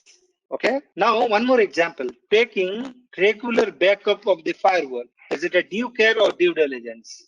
Due care. I think that's due care. Taking regular backup of firewall. Yep. Due care. You are taking backup means you are collecting the data, isn't it? Mm-hmm. But taking the firewall backup and testing that firewall backup, then it would be a due care. But when you take the backup of the firewall, then you are particularly doing due diligence. Joining everyday CISSP class with Intellipaat and collecting necessary, notes or slides from Intellipaat would be a due care or due diligence. That's due diligence. Absolutely. Now, I think Julia has understood this. Now, sending money to parents is a due care or due diligence. It's a different question, isn't it? It's not a CISSP question. That's due care. Yes, it's a due care because you are taking right measures. Is it clear or not? Now we have seen like how you can classify the informations, or how the data got created in the organization. Now once data got created, what will be the next step? We need to think about data classification part, isn't it? So when we do data classification, who does the data classification? I have already given the a bit of description about who does the data classification, and based on what are the measures they do the data classification. Who is responsible in organization to the data classification? Can I have the answer, please, quickly? The data owner. Absolutely. Data owner is responsible for data classifications. When I say classifying the data, what is the ultimate goal of the data classification? What do you remember? Why do we need data classification in the organization? So that you can have the appropriate security controls for the information. Absolutely. Yeah, yes, you're correct, Kavina. So when you classify the data appropriately, then you can choose the right control for that particular data. When I say right control, let's say we have so much of data in the organization. We can't give, equal security to all the data. Okay. In order to protect the data proper way, you need to classify the data into appropriate groups or classifications. When we do classifications, we can find out which data is more appropriate or which data is critical for the organization. When I find out the data is very critical for the organization, I will able to do data classification properly. When I able to do the data classification properly, then I can do the right controls. When I explained about the data classification part, I have said like there is a concept called declassifications. What do you mean by declassification, guys? Means the data used to be classified and now is not. Declassification means, let's say this particular data is categorized as a top security for now, but after time or after years, the data value might change, isn't it? So declassification is a important part or is very necessary thing in organization in order to, in order to declassify that particular data from the necessary, based on the appropriate value, you can declassify that data. So please remember, declassification is very essential in data classifications. Okay. So now I say data classification. Data classification, there are two different data classification is available through the CISSP. Data can be classified in a different way in government or military organization, and data can be classified in a different way in non-government or in the private organizations. Okay, when I say in government organization, they have different classification mechanism like top security, top secret, then confidential, then unclassified, or no damage, right? Similarly, in private organization, we have different classification scheme. Classification in private organization, we have classification scheme like confidential, then we have private, then we have sensitive, then we have public. Now let me explain. When I say in government organization top secret data, if top secret data got breached, then the government would be in exceptional or grave dangers. Okay. Now when I say the serious data has been breached, that means that particular that particular government would be in serious damage. When I say confidential data is breached, then you can say like you are in normal or you are in obvious danger state. Okay, so we have different classification mechanism in government. Now, coming back to private organization, we have confidential, we have private, we have sensitive, and then public. When I say confidential data is getting breached, then it creates a exceptional or grave danger. Let me give you an example of confidential or proprietary data breach. Let me talk about a R&D company like Mercedes-Benz. When I say Mercedes-Benz, their R&D data would be a confidential data, isn't it? Now that R&D data, they are about to launch a new vehicle which will give like 100-kilometer mileage with the petrol fuel. So they have developed a particular schema or a architecture or a engine which can give 100-kilometer mileage. They pour 1 liter of petrol. Okay, that particular diagram or that particular concept got leaked. In that case, Mercedes-Benz would be exceptionally grave danger, because that particular concept has been gone to the wrong person or the competitors. Then their movement or their growth can be stopped, isn't it? Okay, now when I say private data for the private organization, it's about the employee or the personnel who work in that particular organization, their data, like PHI and PIA data. The PHI and PIA data of personnel is collected by the organization. Now the organization should think in such a way that they can keep that PHI and PIA data in a very secure manner. Please remember, if they are not keeping the personal identifiable data or personal health information, then the company would be in serious danger. Okay, serious damage.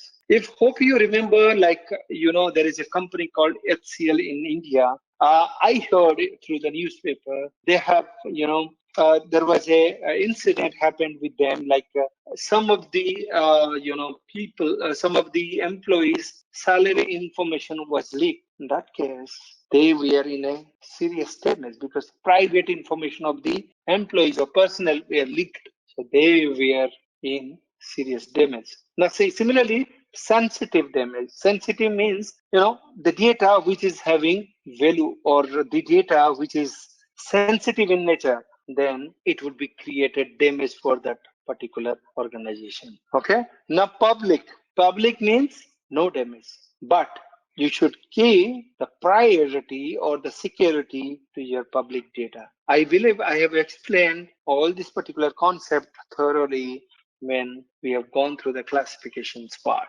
Okay.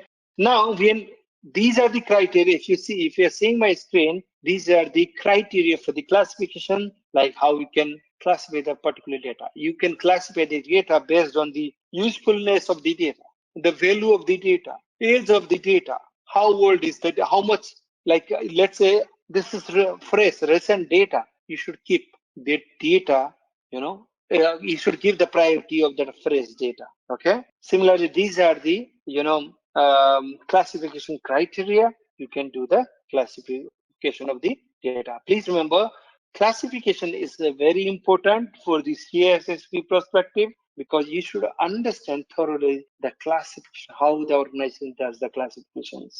So I'll ask a particular question for the classification. So you need to find out which one is odd, which one is particularly odd to remove, like which is not useful for data classifications. Let me give you the example. Okay, value of the data, it's fresh data, also number 2, quantity of the data and usefulness of the data, which will be not used to classify the data. There will be quantity. Yes, quantity would not be an aspect to classify the data. If it is confidential data, it doesn't matter with the quantity. So your quantity will not decide how you can classify the data. Okay, is it clear? Okay. So there is a important concept you need to understand: sensitivity versus criticality. When I say sensitivity, then it directly affects the trust and reputation of the organization. But when I say criticality, it will directly affect the availability of vital business functions.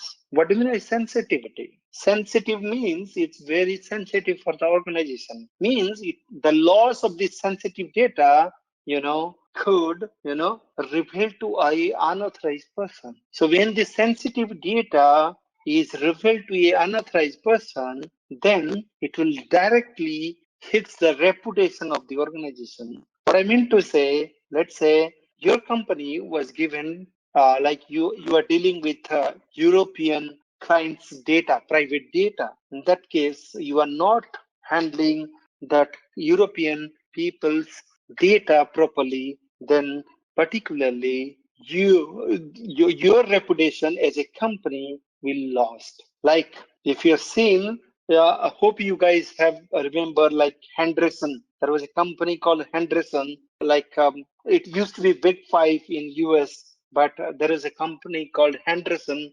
They have done something wrong with the auditing in US, and they have lost the reputation in US. That's why they have changed the company name from Henderson to Accenture. The current company in the market, Accenture, was having the previous name was Henderson. I hope Julia and Fabina, you guys are aware about this particular stuff and how their particular market reputation has gone down.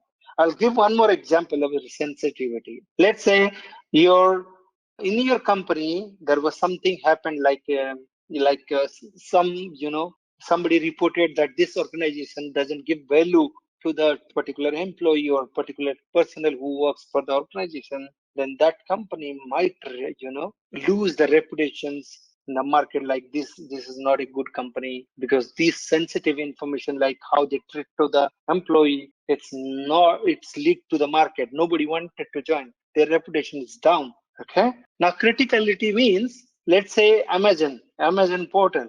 it's like very critical in nature. If they are down for 1 minute, then it will create a huge impact to that particular company. It will play the availability part of the organization. Okay. Now, in an organization, we have different role and responsibility. When I say different role and responsibility, we have based on the nature of work, we define the role and responsibility in the organization. There are different roles, like the roles called data owner. Data owner, or they are also called information owner in the organization. They are the individual or a group who has created or acquired or purchased the information directly responsible for it. Means they are just a creator of the data, you can say. Okay. So data owner, there are separate, different responsibility, we have for the data owner. Like I said, classification was done by the data owner. Okay. Now, determining the cost of replacing any particular information would be a responsibility of also data owner. Okay. Now, the second responsibility in organization is data custodian. When I say data owner can create the data, but they are from like I have already explained this particular thing. They are like management people, because they are the top, utmost responsible person in the organization of the data, about the data. Now, next role and responsibility is data custodian. The data owner, like they are from management, they will not able to manage or maintain the particular information which they have created. So they will appoint data custodian in the organization who will manage the data on behalf of them. Okay. Now, when I say data custodian, means they have different role and responsibility in that, particular their work area. When I say data custodian, like they will maintain the particular data, they will take, backup of the data, they will, identify data steward for every data set. When I say data steward, they will appoint data steward. The data custodian can appoint data steward. Let me write it out so that it will be really easy to understand for you guys. Let me know if you can see my note. Right? Now, data owner, they like management, right? Okay. So they will not able to do all the manageability of the part, because they create or acquire the data, right? Now they appoint something called data custodian. Now they manage the data, but they have power to appoint somebody called data steward. Please remember, when I say data steward, they are mainly responsible, or they can find out whether the data is fit for use or not. Means basically they will do quality analysis of the data. So when I say data custodian, it's like manager, like operational manager, project leader, or administrator, or application developer, or you can say database administrator also. They are part of this particular data custodian. Okay. I have a question. What about system owner? There would be a responsibility. I will come. See, Okay. system honor means, let's say there is a critical information like top secret data is flowing through a particular device. This device who manage, they will call system owner. Okay. But we'll come to this part. This is because this particular domain, they will talk about clearly about the role and responsibility of that particular in our organization. So we'll discuss all role and responsibility from here. Okay. Please note, data custodian is responsibility. Their responsibilities are safe custody of data, storage of the data, transportation of the data, implementing the roles and responsibility, or implementing the business rules and technical rules into that particular, like implementing the firewall, implementing proxy, implementing a particular strategy like which can verify whether the backup is happening properly or not. Okay. Now they will ensure this data custodian, they will ensure security controls or safeguard. How they will find out, they will implement the security controls to the data. They will implement the security control of the data. Like they will manage or implement the security control. But now I'll ask one question. Who select the security control or countermeasure in organization? Like I'm developing a solutions. Now I'm looking for a risk management perspective. In risk management, I have given a to I have done a data analysis or I have done a risk analysis. Now I found out like there are three different vendors of the firewall I can put in order to protect my data or in order to protect these solutions. Now, who has capability to decide which firewall you should put in that particular in order to protect this particular solution? Is it senior management? Yes, senior management, because you will submit your risk assessment or risk analysis to the management, and the management would responsible to select the right security control because they are the ultimate responsible person if the data got breached in the organization. Okay, is it clear? Now, next responsibility, data owner. Oh, sorry, my bad. System owner.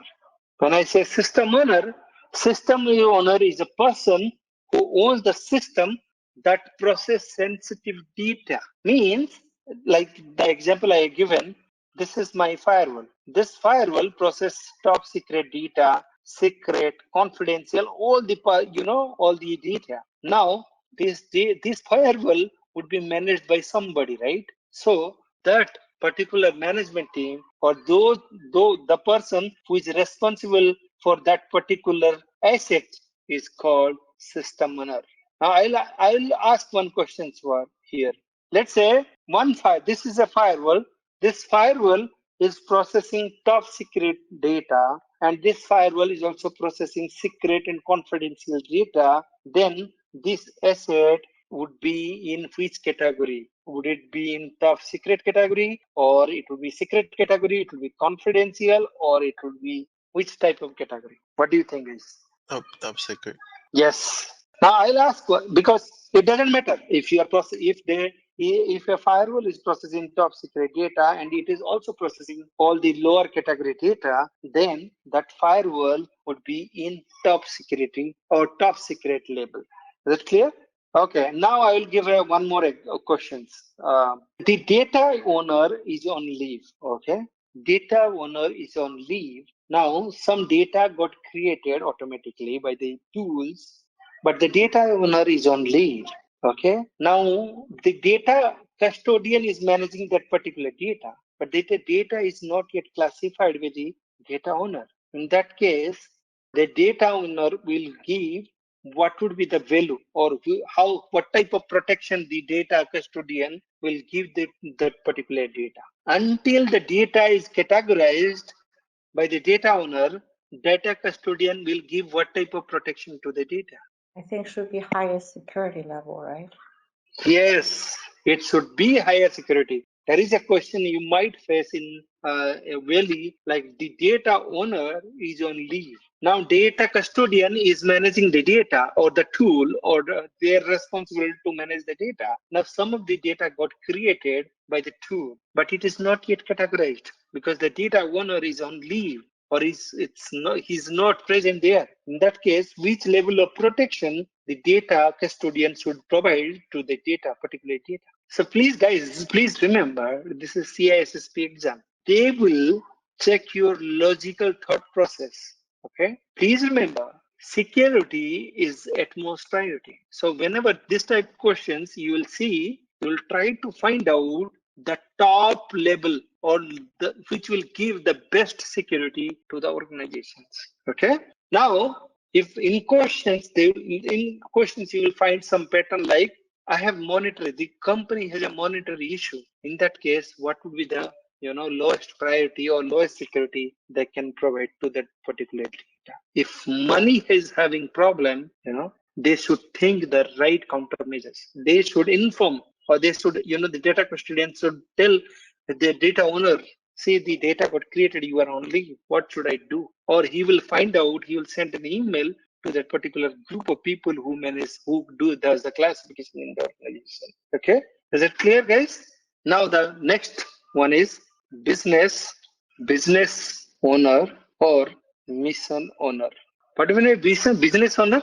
They are like, you can say like program manager. You can say program manager or information system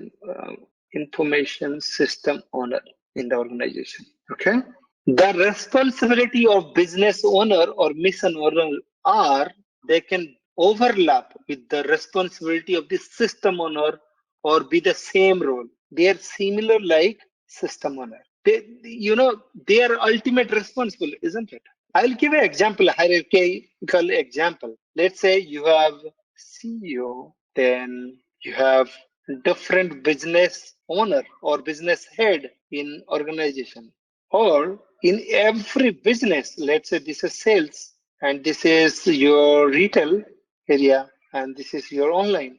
Then let me tell, this is not sale, this is your store. You can say something like this. So every area you will have some system owner. So this system owner or business owner, they have the same responsibility in every organization. Now, when they will classify these people will be responsible to classify the data. When they classify the data, they will assign the data to data custodian. Now, data custodian can appoint the similar way. If you see here, a similar flow, they will, in organization, data steward. Okay, is it clear? Please note, business owner might own a processes that use systems managed by other entities. What I meant to say, this is business owner of IT. This is sales or retail. Okay, they don't have capability to manage or to maintain the IT system like their firewall, their proxy, or their particular router switches. So they will particularly take help of the business owner of IT in order to, survive, in order to do the business in the market. Is it clear? The role and responsibility of business and mission owner? Yeah. Okay. Now, guys, please note there is an important concept called data controller versus data processor. Please note, data processor are the processes or the personal, like they're the personal data, they're the person, they maintain or they process the data on behalf of data controller. Let me give an example. Your data, let's say this is Julia and this is Pavina, their data lies with the bank. Okay, this is bank. Now your personal data, your bank accounts, everything lies with bank. Now the bank appoint a service organization to maintain their devices, like they have appointed Infosys, Indian company. In that case, this Infosys would be work as a data processor to the bank. So bank would be data controller and Infosys would be as a data processor. Is it clear? So please know data controller definition. Data controller determines what they determine. The data controller determine the purposes for which and the means by which the personal data is processed. Okay. Now I'll give one more example. Every company, they outsource a third party to process their payroll informations. Like this is called AWS company.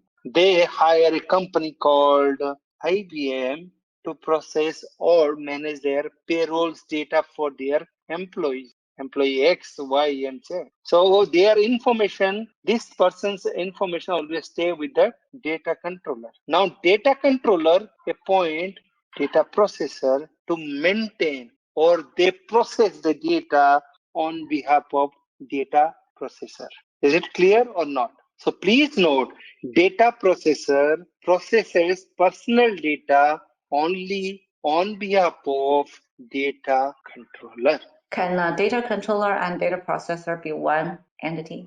Yes, let's say AWS doesn't, they don't appoint anyone to, manage their payroll systems. In that case, AWS would be work as a data controller and data processor as well. Is it clear? Yeah. This is really important. Trust me, if you are not able to understand this particular concept, then it will be really, you need to ask me, you need to engage me into I will try to give different example in order to make you understandable on this particular part. This is really, really important. Now there is a concept called data remanence. But do you know data remanence? Data remanence means it's a leftover data. Data remanence means what will be the leftover data with the hard drive. Okay. Remanence means please remember like this: leftover data. Whenever you use pen drive or you use anything, you just do a format or erase before giving to any other person, right? But if you do a erase, but if after erase, if some data left over to that particular hard drive, then that concept is called data remanence. Okay, so please note the definition of data remanence: the residual representation of digital data that remains even after attempting to erase or remove the data is called data remanence. So in short, you can remember data remanence means it is leftover data. Okay, is it clear? Yeah. Now there are two ways you can delete the data remanence in the how you can remove the data remanence in your storage or in your pen drive or something. What is the thought process, guys? Just try to drive me. So I'll try to see like what about your thought process in this data remanence case? Yeah, I just trying to figure out what circumstances there's any data remnant. I mean, you mentioned Yeah, delete something and then left over something. I mean, how can that possible? So I just yeah. trying to figure out what is the real case. Yeah, I'll give so many examples. See, when we try to delete the data, right, actually, we are not erasing all the data. We are just removing the logical representation or logical storage area of the data. If you use appropriate technology, you can bring back whatever the data you deleted. Okay. So please, you should keep in your mind, if you're doing erasing, you are not, eliminating or removing 100% of data from that disk. Actually, there will be always a remnants in that particular hard drive. Okay? It's clear? Now we'll take you through that particular concept. I'll try to. Okay? Now, data remanence can be addressed in two ways. There is a concept called degaussing. Degaussing. Degaussing means creating a heavy magnetic field which realign the magnetic field or magnetic media, and it will rearrange the magnetic media or in your or magnetic field in your particular CD, DVD, or SSD. Oh, sorry, my bad. It's only effective for your hard drive, magnetic hard drives. It is for not effective for CD, DVD, and SSD. Not effective, but it is effective to to remove the data from the magnetic hard drive. Okay, it is very efficient to remove or that destroy the data from the magnetic hard drive. But this degaussing is not efficient, for the SSD, CD, or for DVD. In order to remove the data properly from CD, DVD, SSD, you can use different technologies. Like the ultimate way to destroy the data from CD, DVD, or SSD is destroy the complete CD, DVD, or SSD. Is it clear?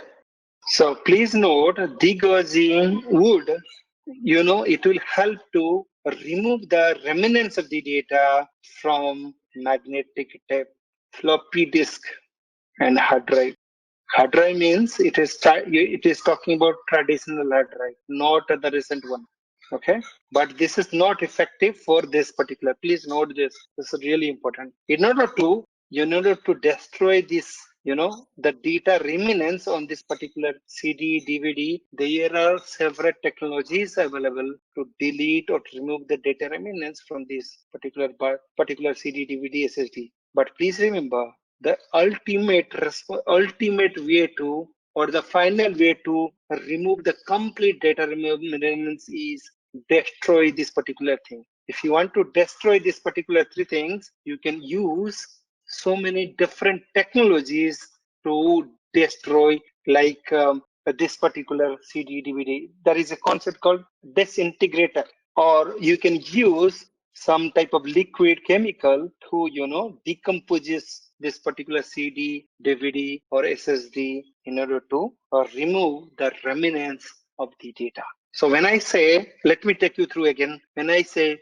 data remnants, then I'm talking about the leftover data after you erase or delete the data. Now, let's say there was a leftover data in your magnetic tape or floppy drive or traditional hard drive. You do a degaussing. Degaussing means you will create a heavy magnetic field so that the magnetic lattice would be disarranged. So if it would, rearranged or disarranged, in that case, it is very hard to, rearrange the magnetic drive to find out the content out of this floppy drive or magnetic tapes. So degaussing is only useful for this particular three things, but it is not useful for the brand new CD, DVD, SSD, and all this. So in order to delete the data from CD, DVD, SSD, we can use different technology, but the ultimate technology is to delete the data from CD, DVD, SSD is called destroy it. When I say there are multiple technology to delete the data from CD, DVD, SSD, there are technology called phrasing. There is technology called clearing. There is technology called purging, which will use, to destroy or delete the data from the particular CD, DVD, or floppy drive. So when I say erasing, please remember erasing media simple means you are doing a deleting operation.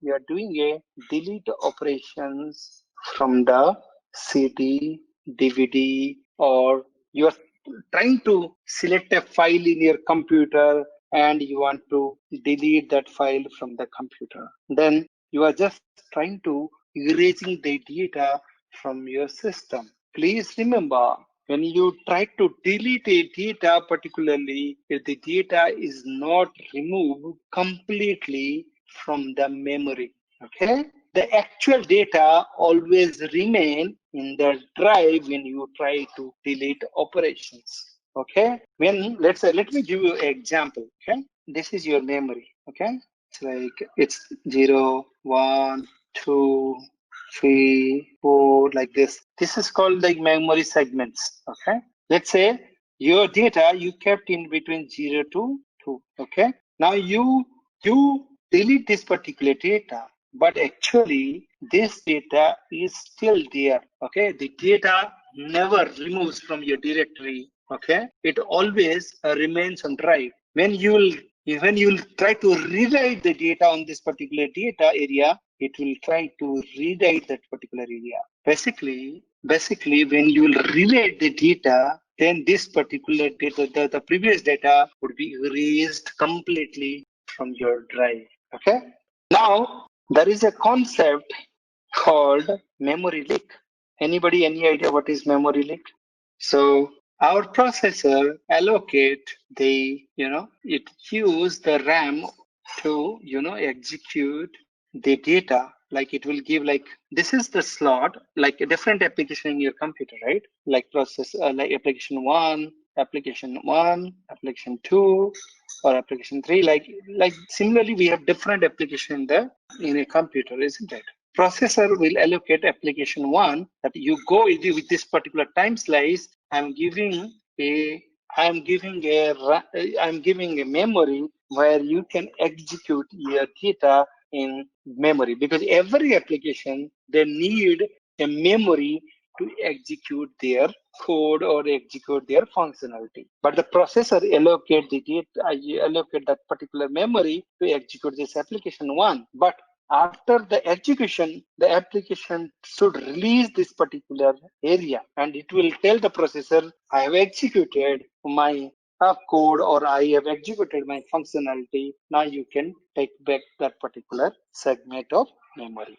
But some application like bogus applications, or the application which is not, coded properly, they will not release that particular memory. They will stay, they will remain here, data remanence. They will create a data remanence here. And in that case, processor will declare that memory segment from 0 to 3 is in leak state. Means I'm not able to access, or I don't have control on this particular memory segment.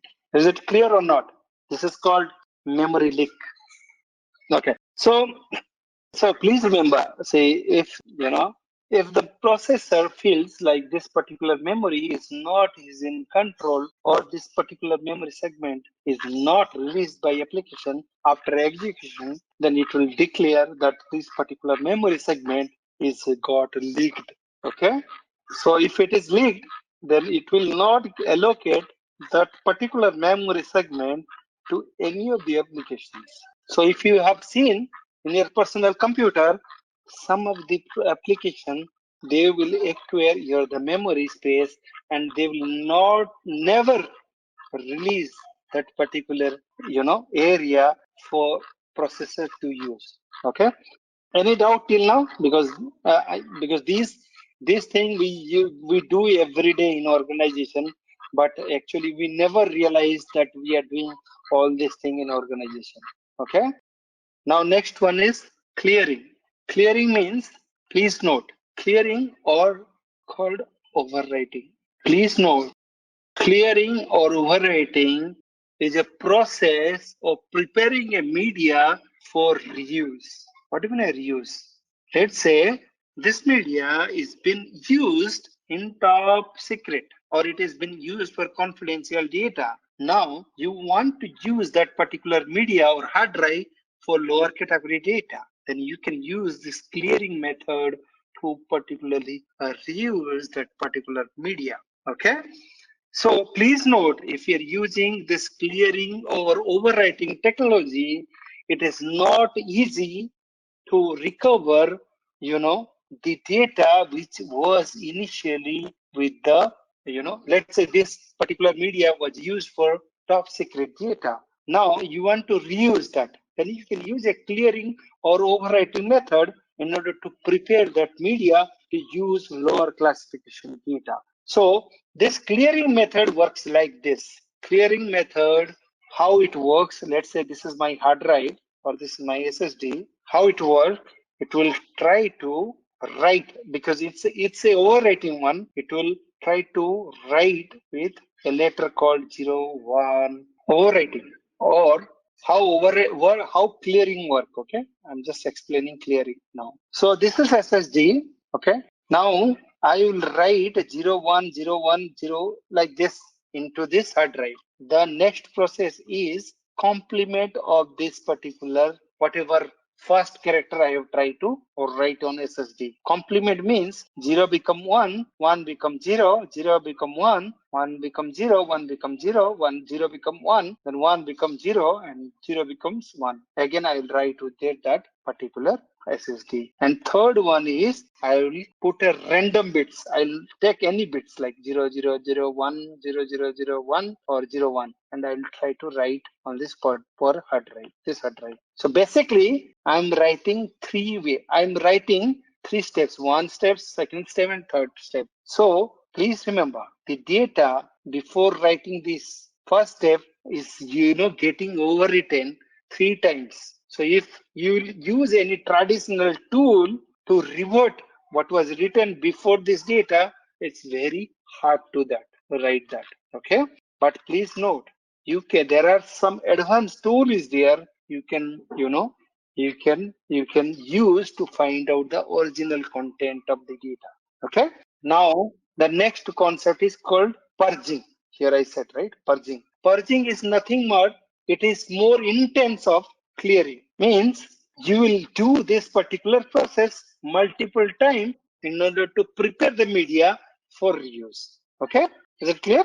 So purging means is more intense form of clearing. Purging means more intense form of, okay, is it good?